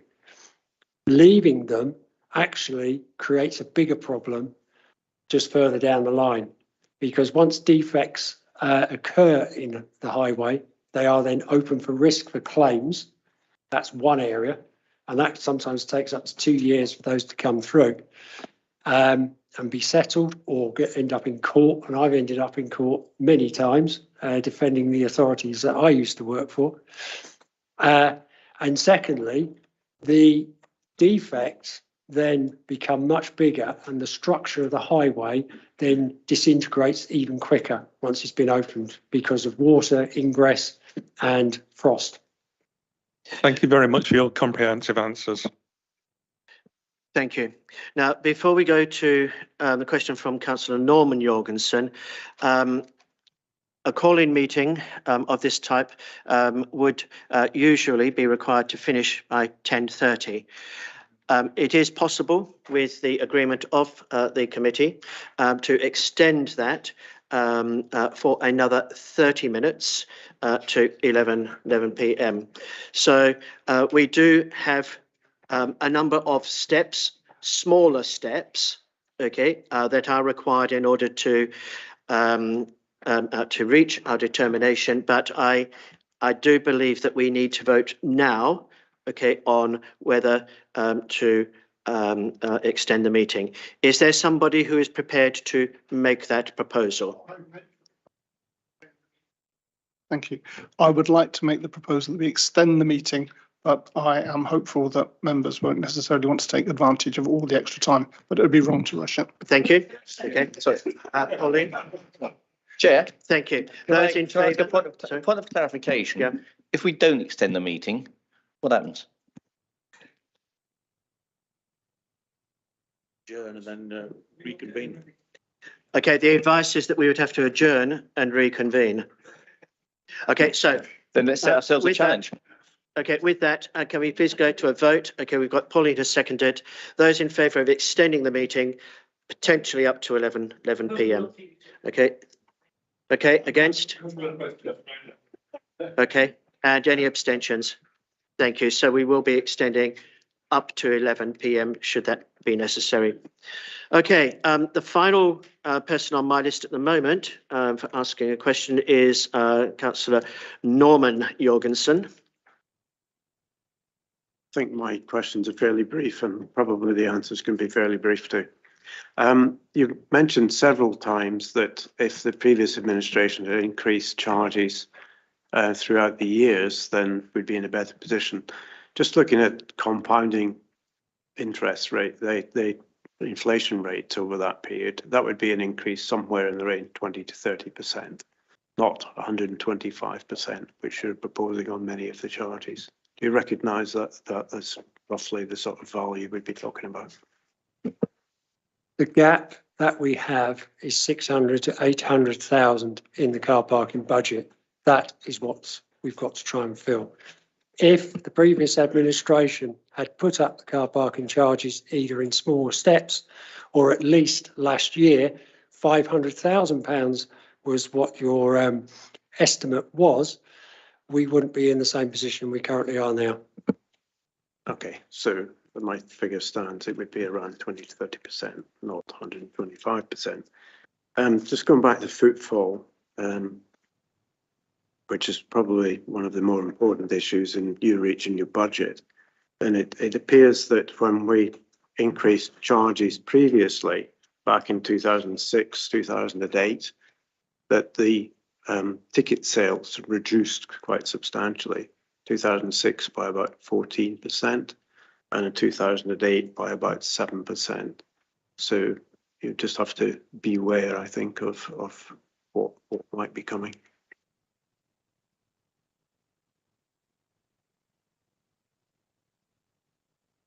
Was that a question? And if so, was it to Paul? It's a statement. If he wants to respond to it, he can, but it's a statement. I'll leave it there. Yeah. Yeah, all I was going to say is that is noted, but we'll be monitoring anyway on a monthly basis. Thank you. Right. I don't have anybody left on my list of people who are wanting to ask questions. Is that still the case? Thank you. Okay, so I would now like to invite Councillor Fishwick, the executive member, to sum up the response to the call-in, and he'll be followed by Councillor Sohn. I'll be very brief because I think we've gone through an awful lot this evening. Car parking budget is forecast to be £600,000 to £800,000 below the budget. Proposed charges are planned to cover the lower end of that forecasted deficit. Car parking charges have not been increased in nearly 5 years, and that's why there's a fair shock, really. If they had been on an annual basis, or at least biannual, it wouldn't be so bad. Public consultation on the proposals will be undertaken during the draft traffic regulation order. That will be advertised in car parks, in the newspaper. I'm sure it will be on the front of the newspaper. We'll be sending out communications beforehand and during. Just a reminder that delays to start the new charges will mean a £45,000 to £50,000 loss in vital income that is required per month. We don't really have any other options than to put up car parking charges. Apart from reducing services, we cannot dip into the reserves. The reserves have been used up by the previous administration. If we do, we'll be put into special measures like Slough and Thurrock, and central government will take control, and we don't want that. And finally, you heard from Graham Ebers, who is the financial expert here, the Section 151 officer, on the very difficult financial situation that this authority is currently in. And we are being hit really with huge challenges, particularly with inflation and rising costs. And we're not immune from it. So we have to cover our costs and not have a deficit in our budget this financial year. Thank you. Thank you, Paul. Could I now call Councillor Sohn?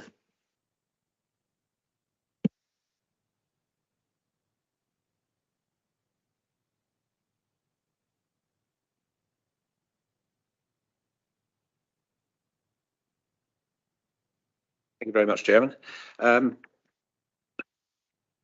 The whole purpose of this was to look at the process of the decisions that were made and how they were made. And there were 4 points basically that we picked up on: the forward programme, due consultation, presumption in favour of openness, and decisions not being recorded.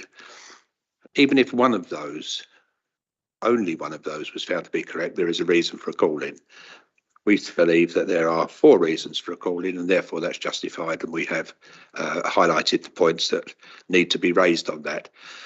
I could spend a lot of time talking about the issues that many of the members have raised over the difficulties that are going to be faced by our residents, by our businesses within the borough, and I think that's something that needed to be discussed, and it has been discussed quite fully. I think the presumption that we're going to recover a vast amount of money by increasing the parking charges is perhaps not exactly going to be realised. I think somebody said that when you increase footfall, or when you increase parking charges, it doesn't affect the footfall. Maybe not to a great extent in the past, but we're in difficult times now, and where somebody has the choice of either heating their homes or parking their car, I think they will choose to heat their homes, and I think that's going to make a great difference in this current climate. So I think it's something that needs to be looked at and taken into consideration. I think, as I said, the presumption that it's going to solve a lot of problems is not necessarily the right presumption to take. I think, you talk about the delay this call-in has caused. It could have been avoided by going through the due process correctly. So I don't think any blame could be made on the fact the call-in was made. I think if the process had been handled properly, it wouldn't have delayed the decisions to be made.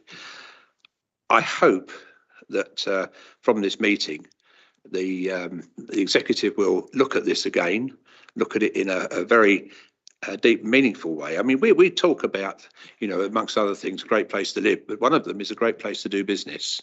Wokingham is. I think it would be a great shame that if we're going to break away from that and penalise our businesses by increasing the parking charges. And I think it will have an effect. There's no doubt about it. If it goes up to the extent that it's going to go up, and the present climate, there will be a fall off in business in our town centres and throughout the whole borough. Wokingham will suffer because it's got the higher rate than anywhere else in the borough. The increase in Wokingham is going to be greater than anywhere else. I'm not saying that I don't want a lower rate in Woodley. I welcome that, but I would also think that we've got to look at the whole borough in one, because I think to put the businesses in jeopardy Not only will it reduce footfall, it will make it very difficult for traders to make a living, and therefore we could see closures, which will not be a good end result for the borough. So I hope from this meeting tonight, the executive will go away, look at it, and come to a sensible conclusion that this is ill thought out and needs to be reviewed. Thank you. Thank you for your summary, Councillor Sohn. Well, we've now reached the point where we must draw conclusions based on the evidence presented tonight and decide whether to confirm the executive decision or to recommend that the executive reconsiders its decision with appropriate recommendations. They're the two options before us today. Is there anybody who wishes to speak before I call for a proposal? Thank you. Okay, is there somebody who would like to make a proposal? Okay, Adrian, your hand was up first. Okay, so. Yeah, I'd like a preface, if that's okay, just a short one. I think we've had compelling evidence on both sides. I think Graham has made the financial position absolutely crystal to everybody in this room, and hopefully every resident understands the criticality. And this is not just one singular aspect, that Graham was alluding to, potential multiple aspects where we have to, because of massively increasing cost of living, really look and control the finances of WBC. So this is a really, really serious matter, and I take it really seriously. And it's not easy to say this, but I propose that we, after weighing up the evidence, hopefully everybody agrees in a really thorough way, that we actually confirm the executive decision and that we do not put it back to the executive. That would be my proposal. Okay, do we have a seconder for that proposal? Okay, Councillor Dennis. Okay, now we must vote on that proposal first. Okay, so those members of the committee who are in, is this a point of order or? Okay, can I? Okay, can I seek advice, please? Yep. Well, there is a proposal on the table that's been seconded, so the committee should move to a vote on that. And if that falls, then other proposals can be considered. Thank you, Neil. Okay, so we have a proposal in front of us. Those members of the committee who vote for the proposal, could you please show your support through a raise of hands?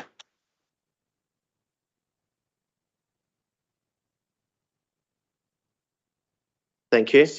Okay, against the proposal? You are a substitute. No, I do apologise, Bill. Okay, the advice is you can't vote, so. Okay. Yeah. Okay, so hands down. Yeah. Yeah. Okay. So let's draw this to a close now. Okay. The vote was 6-4 and 5. 6-5. 6-5. Yeah, 6 in favour and 5 against. Okay. We had that issue at a previous meeting, didn't we, recently? So the proposal is carried. What I would like to do is to thank everybody for participating so well, okay, in this meeting. I hope that everybody feels that they can leave the meeting having had all of an opportunity to ask and receive answers to all of their questions. And the final thing I would say is thank you also for your forbearance in that rather long-winded question, in which I got rather carried away. But thank you very much indeed, everybody. Good evening.